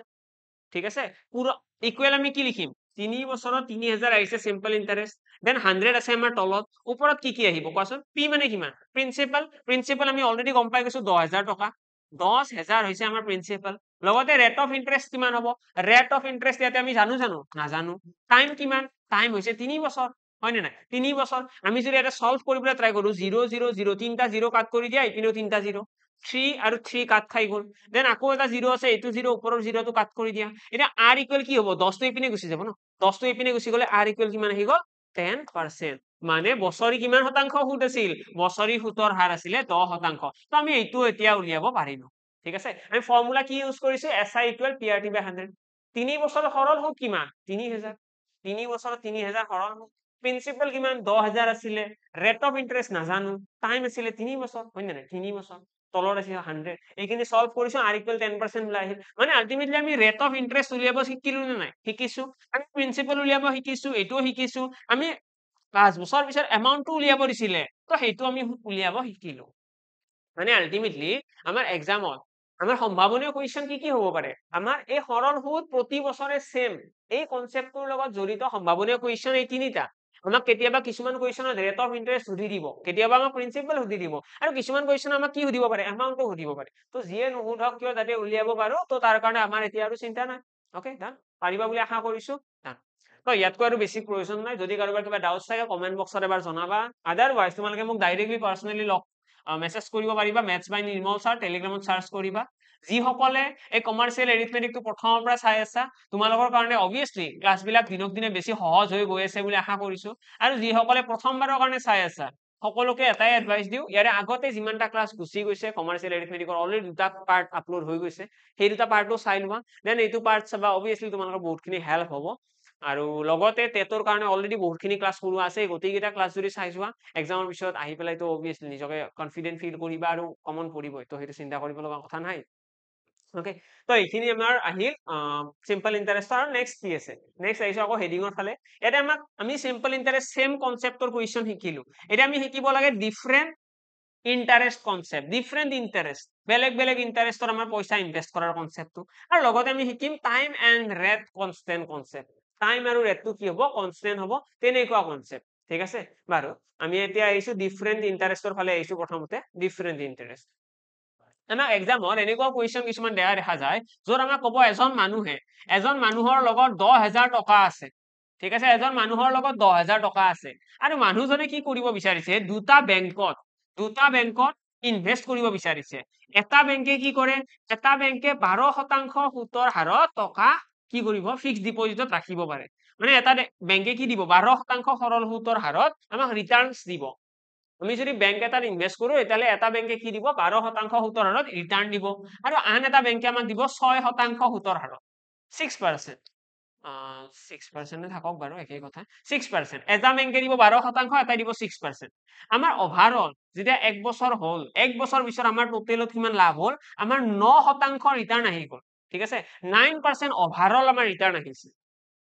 কুৱেশ্যন মই বুজাই আছো কুৱেশ্যনটো বুজিবলৈ চেষ্টা কৰা অবভিয়াছলি এক্সামত কুৱেশ্যন বিলাক অলপ বেলেগকৈ দিয়া দেখা যায় কিন্তু যেতিয়া কনসেপচুৱেলি ষ্ট্ৰং থকা যায় আমাৰ কুৱেশ্যন লেংগুৱেজেৰে আমাক খেলিব নোৱাৰে লেংগুৱেজটো যিমানে কঠিনকৈ নিদিয়ক কিয় আমি বুজি পোৱাত আমাৰ প্ৰব্লেম একোই নাথাকে কুৱেশ্যনত কেনেকুৱা কথা ক'ব যে এজন মানুহৰ হাতত 10,000 টকা আছে আৰু সেই 10,000 টকাটো মানুহজনে দুটা স্কিমত ইনভেষ্ট কৰিব বিচাৰিছে দুটা স্কিম বুলি কয় স্কিম এটা স্কিমক কৈছে 12% সুতৰ হাৰ আন এটা স্কিমত 6% সুতৰ হাৰত কি পাব প্ৰফিট পাব ঠিক আছে এটা স্কিমত 12% সুতৰ হাৰত প্ৰফিট পাব এটাত 6% সুতৰ হাৰত প্ৰফিট পাব যদিহে এক বছৰৰ পিছত মানুহজনে মুঠ 9% লাভ কৰে তেতিয়াহলে দুয়োখন স্কিমত ইনভেষ্ট কৰা টকাৰ পৰিমাণ উলিওৱা কুৱেশ্যন বুজি পালা দুয়োখন স্কিমতে ইনভেষ্ট কৰা টকাৰ পৰিমাণ উলিওৱা যদিহে টোটেল 9% কি কৰে প্ৰফিট কৰে এক বছৰ পিছত এইটো হৈছে কুৱেশ্যন এতিয়া এই কুৱেশ্যনক মই দুখন স্কিম বুলি ক'লো ন স্কিম নকৈ পেলাই এক্সামত এইটো ক'ব পাৰে যে এজন মানুহে দুটা বেংকত পইচা থবলৈ গৈছে 10,000 টকাৰ হ'ব টোটেল 10,000 ঠিক আছে কিবা অলপ পইচা এ বেংকত থব কিবা অলপ পইচা বি বেংকত থব হ'ল এ বেংকে ইমান টকা দিব সুদ বি বেংকে দিব ইমান টকা সুদ এক বছৰৰ পিছত মানুহজনৰ ওভাৰঅল 9% কি হৈছে লাভ হৈছে তেতিয়াহলে মানুহজনে কোনটো বেংকত কিমান টকা থৈছিল উলিওৱা এইটো কুৱেশ্যন 2 নম্বৰ কুৱেশ্যন ল্যাঙ্গুৱেজটো চেঞ্জ হৈছে ন আগতে কি কৈছিল স্কিম কৈছিল এবাৰ কি কলো বেংক কলো নেক্সট আমাক কি ক'ব আৰু এটা সিচুৱেশ্যন দিব নেক্সট সিচুৱেশ্যনটো হৈছে দুজন মানুহ আছে ঠিক আছে এজন মানুহৰ লগত 10,000 টকা আছে সেই মানুহজনক দুজন বন্ধুৱে পইচা ধাৰত খুজিছে দুজন বন্ধুৱে পইচা ধাৰত খুজিছে এজনে কৈছে যে মই 12% সুদ তোমাক দিম তুমি মোক টকাটো জাস্ট ধাৰত দিয়া এজনে কৈছে মই ইমান দিব নোৱাৰো মোৰ অৱস্থা বেয়া মই 6% দিম এক বছৰ পিছত মানুহজনে 9% লাভ কৰিছে মই যে এইখিনি কথা কৈছো তাৰ ৰিজন কি এক্সামত তোমালোকক ধাৰ কৰা বুলিও ক'ব পাৰে লগৰ লৰাই তাক পইচা ধাৰত নিছে স্কিম বুলিও কৰে বেলেগ সিচুৱেশ্যন দিব কিন্তু মৰেলটো এইটোৱে কুৱেশ্যন এইটোৱে কৰাৰ টেকনিকটো এইটোৱে থাকিব এইটো এলিগেশ্যন মেথডটো আমি ইউজ কৰিম এলিগেশ্যন মেথড ইউজ কৰি ডাইৰেক্টলি আমি এনসাৰ ওলাম কিছুমান কুৱেশ্যনত আমাক এক বছৰ পিছত 9% যে লাভ হোৱা বুলি কৈছে এইটো কৈও নিদিয়ে অলপ বেলেগকৈ ক'ব সেইটো আমি আলোচনা কৰিম প্ৰথমতে এইটো সলভ কৰোঁ তো আমাক যেতিয়া ক'ব যে এ বেংকটোৱে ইমান টকা দিয়ে বি বেংকটোৱে ইমান দিয়ে এইখন স্কিমত ইমান লাভ এইটো স্কিমত ইমান লাভ এজন বন্ধুৱে ইমান টকা সুদ দিব এজন বন্ধুৱে ইমান টকা সুদ দিব আৰু এক বছৰৰ পিছত ওভাৰঅলটো মনত ৰাখিবা দেই আমি ইয়াতে সদায় এই যোনটো মাজত লিখিছো মই এইটো সদায় ওভাৰঅল লিখিম মানে এক বছৰৰ পিছত টোটেল কিমান লাভ হ'ল ওভাৰঅল কিমান প্ৰফিট আহিল সেইটোহে আমি সদায় মাজত লিখিম ওভাৰঅল প্ৰফিট কিমান 9% নেক্সট তোমালোকৰ কাম কি থাকিব ডাঙৰৰ পৰা সৰুটো বিয়োগ দ্যাটস ইট ডাঙৰৰ পৰা সৰুটো বিয়োগ কৰি দিয়া ডাঙৰৰ পৰা সৰুটো বিয়োগ কৰি পেলাই তোমালোকে ইয়াতে ৰেশিও লিখিব লাগে এইটো ক্ৰস কৰি পেলাই ঠিক আছে মই 12 পৰা যদি 9 বিয়োগ কৰো কি থাকিব 12 পৰা 9 গলে 3 থাকিব 9 পৰা 6 গলে কি থাকিব 9 পৰা 6 গুচি গলে ইয়াতে থাকিব 3 মানে 3:3 এইটো যদি আমি অলপমান কাট কৰি দিও কি আহিব 1:1 মানে মানুহজনে কিমান ৰেচিঅ'ত ভগাব লাগিব মানুহজনে 1:1 মানে সমানকৈ দুয়োটা মানুহকে টকা দিব লাগিব সমানকৈ দুয়োখন স্কিমতে যদি ইনভেষ্ট কৰে তেতিয়াহ'লে 1 বছৰৰ পিছত 9% লাভ হ'ব এতিয়া ইয়াতে যোনটো ৰেচিঅ' পাইছো এই অনুপাতটোত তোমালোকে টকাটো ভগাই দিব লাগে 2 ৰেচিঅ' পাইছো ন 2 অনুপাত তো 2 অনুপাত সমান কিমান হ'ব 2 ৰেচিঅ' ইজ ইকুৱেল তোমালোকে লিখিব পাৰিবা 10,000 ইয়াতে দেখি পেলাই গমে পাইছা চাগে r ইকুৱেল কিমান আহিব r ইকুৱেল আহিব আমাৰ 5,000 তো 5,000 হৈ গ'ল আমাৰ কি তাৰ ৰেচিঅ'ৰ ভ্যালু অৰ্থাৎ a নামৰ স্কিমখনত কিমান টকা ইনভেষ্ট কৰিব 5,000 টকা ইনভেষ্ট কৰিব আৰু বি নামৰ স্কিমখনত কিমান টকা ইনভেষ্ট কৰিব ইয়াতেও 5,000 টকা এটা ইনভেষ্ট কৰিব হৈ গ'ল ইনভেষ্টমেন্ট কিমান টকা কৰিব তো এইটো হৈছে আমাৰ বেলেগ ৰেট অফ ইন্টাৰেষ্টৰ question different simple rate of ইন্টাৰেষ্টৰ কুৱেশ্যন আমাৰ এনেকুৱা ধৰণৰ আহা দেখা যায় যেটো কুৱেশ্যন বুজি পালে খুব সহজ আদাৰৱাইজ কুৱেশ্যনটো এক্সামত ভাবি থাকোতে টাইমটো গুচি যাব ওকে এটা এইটো কুৱেশ্যন আৰু এটা ডিফাৰেন্স আছে এইটো কুৱেশ্যন অলপ মানে এটা টাফেষ্ট লেভেলো আছে কেনেকুৱা লেভেল এতিয়া লেভেলটোৰ ফালে আহিছো নেক্সট কুৱেশ্যনৰ ফালে আহিছো নেক্সট কুৱেশ্যন কি আহিব মই জাস্ট দেখাই দিছো দে কাৰণ ভ্যালু কেইটা গোটেই কেইটা একচুয়ালি মিলোৱাটো অলপমান কঠিন হয় মুখে গোটেইখিনি কোৱাটো বাট মই আইডিয়া এটা দি দিম এজন মানুহে এ নামৰ বেংকত থব টোটেল টকা আছে 20,000 টকা এজন মানুহৰ হাতত আছে মানুহজনে দুটা স্কিমত টকা ইনভেষ্ট কৰিব লাগে এটা স্কিমত ইনভেষ্ট কৰিলে মানুহজনে পাব 15% আন এটা স্কিমত ইনভেষ্ট কৰিলে মানুহজনে পাব 12% ঠিক আছে 12% হলে বেছি ক্লোজ হৈ যাব এটা স্কিমত ইনভেষ্ট কৰিলে মানুহজনে পাব 6% ঠিক আছে 6% এতিয়া আমাক কৈছে যে 1 বছৰ পিছত মানুহজনে কিমান পালে 1 বছৰৰ পাছত after 1 year মানুহজনে 2,000 টকা প্ৰফিট কৰিছে 2,000 টকা প্ৰফিট কৰিছে এইটো কুৱেশ্যন আমাক কৈছে 1 বছৰৰ পিছত মানুহজনে 2,000 টকা প্ৰফিট কৰিছে তেতিয়াহ'লে কোনটো স্কিমত কিমান টকা ইনভেষ্ট কৰিছিল উলিওৱা কুৱেশ্যন বুজি পালা এতিয়া ইয়াৰ আগৰ কুৱেশ্যনটোত কি ডিফাৰেন্স আছিল ইয়াৰ আগৰ কুৱেশ্যন আমাক কৈছিলে এ ইনভেষ্ট কৰিব ইমান টকা বি এ ইনভেষ্ট কৰিব ইমান টকা ঠিক আছে বি ইনভেষ্ট কৰিব ইমান টকা ওভাৰঅল 9% লাভ হয় বুলি কৈছিলে মানে ওভাৰঅল কিমান লাভ হয় এইটো শতাংশটো আমাক দিয়া আছিল কুৱেশ্যনত ইয়াৰে আগৰ কুৱেশ্যনটো হয়নে ওভাৰঅল লাভৰ শতাংশটো দিয়া আছিল কিন্তু ইয়াৰে নেক্সট কুৱেশ্যনত চোৱাচোন এইটো কুৱেশ্যনত কি কৈছে এ 15% বি 6% এইখিনি দিয়া আছে কিন্তু ওভাৰঅল কিমান শতাংশ লাভ হৈছে এইটো দিছে জানো নাই দিয়া আমাক কি কৈছে 2,000 টকা প্ৰফিট হৈছে 1 বছৰৰ পিছত 2,000 টকা প্ৰফিট হৈছে ইয়াৰে আমাক এমাউন্টটো দিয়া থাকিব কিমান টকা লাভ হৈছে এইটো দিয়া থাকিব কিন্তু ইয়াতে আমি টকা লিখিব নোৱাৰো আমি ইয়াতে কি লিখিম আমি ইয়াতে লিখিব লাগে শতাংশহে এই এলিগেশ্যন মেথডটো আমি শতাংশহে ইউজ কৰিম তো কি কৰিলে ভাল হয় কি কৰিব পৰা যায় আমি কি কৰিম এই যে 20,000 টকাৰ এইটো কি 20,000 টকাৰ 2,000 টকা এটা লাভ হৈছে কিমান শতাংশ লাভ হ'ল সেইটো চাই লোৱা 20,000 টকাত যদি 1 বছৰত 2,000 টকা লাভ হৈছে মানে কিমান শতাংশ লাভ হ'ল চোৱা 20,000 টকা আছিলে মূলধন 20,000 টকাৰ ওপৰত আমাৰ 2,000 টকা এটা লাভ হৈছে ঠিক আছে 2,000 টকা এটা লাভ হৈছে 1 বছৰত আমি পাৰ্চেন্টেজ ওলাব লাগে ন আমি পাৰ্চেন্টেজ ওলাব লাগে 100 এটা পূৰণ কৰিছো এতিয়া এইখিনি সলভ কৰাচোন তিনিটা 0 ইয়াতে দুটা 0 কাটি দিয়া আৰু লগতে ইয়াতে এটা 0 আৰু এটা 0 ইয়াতে এটা 0 কাট খাই গ'ল দুইৰে এইটো কাটিলে কিমান আহিব 10 আহিব মানে ওভাৰঅল মানুহজনৰ 10% কি হৈছে 1 বছৰ পিছত প্ৰফিট হৈছে বুজি পালা আমাক যদি কুৱেশ্যনত এনেকৈ দিয়া থাকে যে 2,000 টকা প্ৰফিট হৈছে 1 বছৰৰ পিছত আমি সেই 2,000 টকাটো পাৰ্চেন্টেজত কিমান হ'ব সেইটো ওলাই ল'ব লাগিব এইটো এটা এডিশনাল স্টেপ এটা আহিব এক্সট্ৰা স্টেপ এটা থাকিব ইয়াতে আমাক যেতিয়া ক'ব 2,000 টকা লাভ হৈছে বা আমাক যদি কয় 2,400 টকা লাভ হৈছে 2,200 টকা 2,500 যিকোনো ক'ব পাৰে তো 2,500 টকা লাভ হোৱা বুলি ক'লে আমি চালো 2,500 টকা মানে কিমান পাৰ্চেন্ট লাভ হয় তো 10% মানে লাভ হৈছে ওভাৰঅল কিমান পাৰ্চেন্ট 10% তো আমি ইয়াতে কি লিখিম 10% আৰু এবাৰ যেতিয়া ইয়াতে পাৰ্চেন্টেজ লিখিলো বাকিখিনি সহজ 15 পৰা 10 বিয়োগ কৰি দিয়া ইয়াতে তোমালোকৰ আহি যাব 5 ৰেচিঅ 10ৰ পৰা 6 এটা বিয়োগ কৰি দিয়া কি পাবা 4 ৰেচিঅ মানে 5:4 এই ৰেচিঅটোৰ আমি কি কৰিব লাগিব এই টকাখিনি 20,000 টকাৰো ভগাব লাগিব তো 5 এ 4 কিমান 9 9x ইকুৱেল আহি গ'ল 20,000 ইয়াৰে পৰা x ইকুৱেল কিমান আহিব x ইকুৱেল আহিব 20,000 ডিভাইডেড বাই 9 এনসাৰ উলিয়াবলৈ অলপমান টান হ'ব কাৰণ দশমিকত আহিব কিন্তু মই যেহেতুকে এনসাৰ ভ্যালু কেইটা একদম মিলাকৈ দিয়া নাই তো অবভিয়াসলি এইখিনি হ'ব পাৰে প্ৰবলেম তো এইটো নেগলেক্ট কৰা তোমালোকে জাস্ট মেথডটোৰ ওপৰত ফোকাস কৰা যে আমি ৰেচিঅটো ইনস্ট্যান্টলি ওলাব পাৰিছো না আৰু এবাৰ যেতিয়া ৰেচিঅটো ওলাই গ'ল আমাৰ কাৰণে a কিমান টকা ইনভেষ্ট কৰিছে a স্কিমখনত b স্কিমখনত কিমান টকা ইনভেষ্ট কৰিছে উলিওৱাটো টান কাম হৈ নাথাকে কাৰণ 4 ৰেচিঅ ইনভেষ্ট কৰিছে a স্কিমত ইনভেষ্ট কৰিছে 4x এইটো x লিখিছো এতিয়া x লিখিব লাগিব ইয়াতেও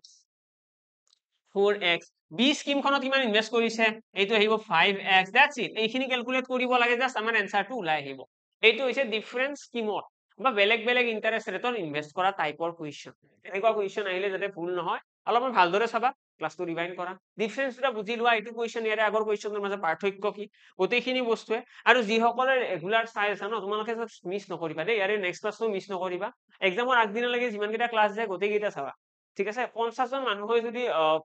এনেকুৱা ফিল কৰে যে কিবা এটা লাভ হ'ল ক্লাছটো কৰি পেলাই 50 জন ষ্টুডেণ্টও যদি ওলাই যে গোটেইখিনি মাৰ্কছ কৰিব পাৰিছো মোৰ কাৰণে সেইখিনি ছেটিছফেকশ্যন আৰু মেক্সিমাম ষ্টুডেণ্ট থাকে ক্লাছটো যদিও চাই ইমান বেছি গুৰুত্ব নিদিয়ে অলপ চালে এদিন চালে দুদিন নাচালে তো সেইটো একচুৱেলি তোমালোকৰে প্ৰব্লেম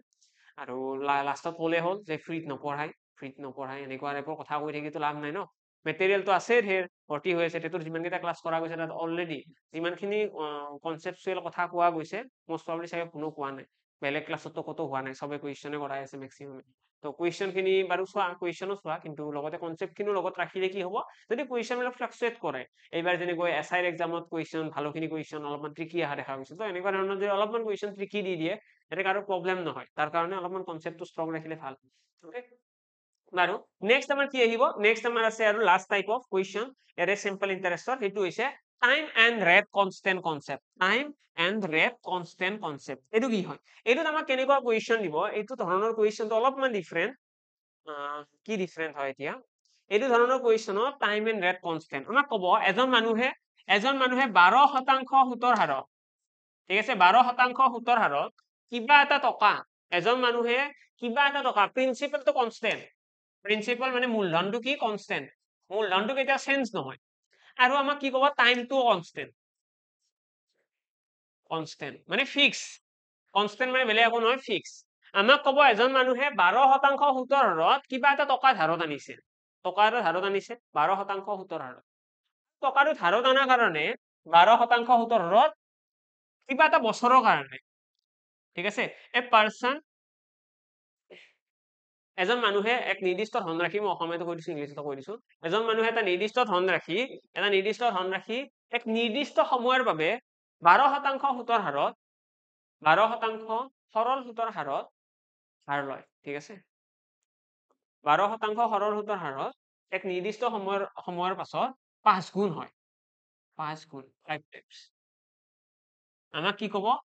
এজন মানুহে 12% সৰল সুতৰ হাৰত এক নিৰ্দিষ্ট পৰিমাণৰ ধনৰাশি নিৰ্দিষ্ট পৰিমাণ মানে কিমান পৰিমাণ সেইটো কৈ নিদিয়ে এটা নিৰ্দিষ্ট বুলি ক'ব আৰু এক নিৰ্দিষ্ট সময়ৰ এটা নিৰ্দিষ্ট সময়ৰ কিবা এটা আছে আৰু সেই সময়ত 5 গুণ হ'ব 5 গুণ হ'ব টকাখিনি আমাক ক'ব কিমান শতাংশ সুতৰ হাৰত সেই একেটা ধনৰাশি সেই একে সময়কে মূলধনো একে সেই একেটা ধনৰাশি সেই একে সময়ত 7 গুণ হ'ব এইটো কুৱেশ্যন সেই একেটা ধনৰাশি 7 গুণ হ'ব বুজি পালা কুৱেশ্যনটো আমাক ক'ব এজন মানে 12% সুতৰ হাৰত যেতিয়া টকা আনিছে 12% সুতৰ হাৰত কিবা এটা সময়ৰ পিছত 5 গুণ হৈছে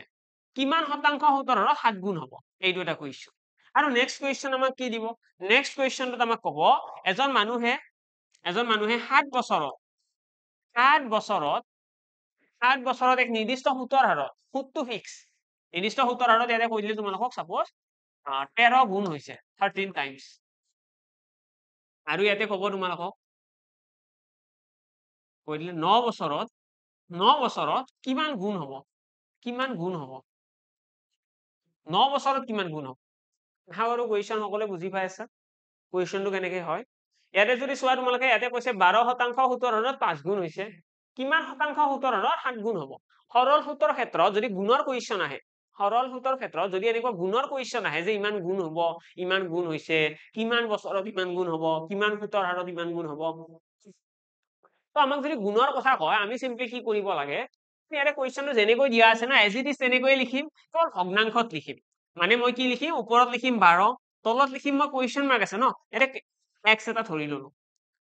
আমাক কৈছে ন 12% সুতৰ হাৰত 5 গুণ হয় আমাক কৈছে কিমান শতাংশ সুতৰ হাৰত 7 গুণ হ'ব তো এনেকুৱা কুৱেশ্যন আমি 12টো ওপৰত লিখিলো তলত আমি একো নাই কাৰণে এক্স লিখি ললো দেন ইয়াতে কি লিখিম ইয়াতে মনত ৰাখিবা এটা লাইন লিখি থৈ দিয়া ব্ৰেকেটৰ ভিতৰত এটা লাইন লিখি থৈ দিয়া টাইমছ বা গুণৰ পৰা এক বিয়োগ ঠিক আছে গুণৰ পৰা we need to subtract 1 from the multiples গুণ এই যোনটো গুণ আছে 5 টাইমছ 5 গুণ হয় 7 গুণ হয় এই যে 7 গুণ হোৱা বুলি কৈছে 5 গুণ হোৱা বুলি কৈছে ইয়াৰে পৰা সদায় এক এটা বিয়োগ কৰিব লাগে মানে ইয়াতে মই কি লিখিম 5 - 1 ইয়াতে মই লিখিম 7 - 1 থাকিব মনত এতিয়া এইখিনি তোমালোকে সলভ কৰি পেলাই ডাইৰেক্টলি x ৰ মানটো ওলাব লাগে অৰ্থাৎ 12 / x ইজ ইকুৱেল ইয়াতে কিমান হ'ব 4/6 এইখিনি যদি আমি সলভ কৰিব চাও 4 ৰে 12 কিমান যাব 4 3 গুণ 12 এতে x টো ক্ৰস মাল্টিপ্লাই কৰি দিয়া 6 টো এইফালে আহি যাব তো x ইকুৱেল আহি গল 18 মানে 18 বছৰ নেকি না 18% 18% এতে x ৰ ভ্যালু কিমান আহিব 18 মানে 18% 70 হাৰত কিমান গুণ হ'ব 7 গুণ হ'ব বুজি পালা এইটো হৈছে আমাৰ এপ্ৰোচ 5 ৰ পৰা 1 গৈছে 4 7 ৰ পৰা 1 গৈছে 6 x ৰ মানটো উলাই দিছো ক্যালকুলেশন কৰি आंसर আহি গল দ্যাটস ইট ইয়াতেও যদি আমি চাও ইয়াতেও সেম মেথড ইয়াতে আমি কি কৰিম 7 ডিভাইডেড বাই 9 লিখিম এতে বছৰ দিয়া আছে আগৰটো কি দিয়া আছিল ৰেট অফ ইন্টাৰেস্ট দিয়া আছিল আৰু লগতে গুণটো দিয়াই আছে গুণত কি হ'ব এতে হ'ব 13 - 1 গুণৰ পৰা সদায় 1 দিও এতে কি আছে একো নাই মানে x ধৰি লোৱা x - 1 এতে এইখিনি তোমালোকে সলভ কৰিব লাগে কিমান আহিব आंसर তোমালোকে ক্ৰস মাল্টিপ্লাই কৰিব পাৰা 7 আৰু x পূৰণ কৰিলে 7x - 7 ইজ ইকুৱেল 13 পৰা 1 গলে কি থাকিব 12 12 9 গুণ 108 12 9 গুণ 108 8 টো এইপিনে গুচি গল তো 7x ইজ ইকুৱেল আমাৰ কিমান আহিব প্লাস হ'ব ন আছে হাতে 15 115 হৈ গল দেন x ইকুৱেল কিমান আহিব x ইকুৱেল আহিব 115 ডিভাইডেড বাই 7 তো 115 ডিভাইডেড বাই 7 আমি সলভ কৰিলে ইয়াতে কিমান গুণ হ'ব এটো গম পাই যাম ঠিক আছে কিমান গুণ হ'ব আমি কেনেকৈ গম পাম 115 ডিভাইডেড বাই 7 কৰিলে হল দ্যাটস ইট অবভিয়াসলি आंसरটো দশমিকত আহিব পাৰে মোস্ট প্ৰবাবলি দশমিকতে আহিব 7 1 গুণ 7 4 থাকিব দশমিকতে আহিব কিন্তু কথাটো হল কি এক্সামত যেতিয়া কোৱেশ্চন আহিব তোমালোকে অবভিয়াসলি মিলাকৈ থাকিব গোটেইখিনি ডাটা ধুনীয়াকৈ মিলাকৈ থাকিব যদি নাথাকেও তোমালোকে এটো ক'ব পাৰা যে ইমান গুণ হ'ব ঠিক আছে ইমান গুণ হ'ব 9 বছৰত যদি 7 বছৰত 13 গুণ হয় 7 বছৰত যদি 13 গুণ হয় 9 বছৰত কিমান হ'ব ইমান গুণ হ'ব দ্যাটস ইট ওকে তো এক্সামত এনেকুৱা ধৰণৰ গুণৰো কোৱেশ্চন আহিব তো এইটো কোৱেশ্চন আমি জানিব লাগিব সলভ কৰিব আশা কৰো বুজি পালা ক্লাছটোৰ বহুতখিনি কথা আলোচনা কৰা হ'ল আমি পাৰ্সেন্টেজৰ কথা আলোচনা কৰিলো মাৰ্ক বেসড কোৱেশ্চন আৰু লগতে সিম্পল ইন্টাৰেস্ট চেপ্টাৰটো গোটেই কমপ্লিট হ'ল ইয়াতে অকল সিলেক্টিভলি তোমালোকক টাইপ অফ কোৱেশ্চন কেইটা দেখুওৱা গৈছে তো তোমালোকৰ টাইমো বহুতখিনি বাচিব আৰু লগতে ৰিভিজন কৰিবলৈ হওক বা নোটস বনাবলৈ হওক দুটা কামতে গোটেইখিনি ক্ষেত্ৰতে আচলতে কামত আহিব এই ক্লাছটোৰ গোটেইকেইটা টাইপ যদি তোমালোকে ভালদৰে কভাৰ কৰি যোৱা সিম্পল ইন্টাৰেস্টৰ কোৱেশ্চন ৰৈ নাযায় তো চিন্তা কৰিব লগা কথা নাই আৰু লগতে ইয়াৰে পাছত নেক্সট ক্লাছত আমাৰ থাকিব এইখিনি প্ৰফিট এণ্ড লছৰ যিমানখিনি কোৱেশ্চন আছে ইয়াতে আছে গোটেইকেইটা কি পইণ্ট এইখিনি বস্তু আমি নেক্সট ক্লাছত আলোচনা কৰিম কৰি পেলাই আমি এই যোনটো আমাৰ সিৰিজ আছিলে কমাৰ্চিয়েল এৰিথমেটিকৰ এইখিনি কমপ্লিট কৰিম তো যিসকলে ৰেগুলাৰলি চাই আছা যদি ভাল লাগিছে ক্লাছটো লাইক আৰু শ্বেয়াৰ কৰিবলৈ নাপাহৰিবা লগ পাম সকলোকে এটি নতুন ক্লাছত thank you and bye by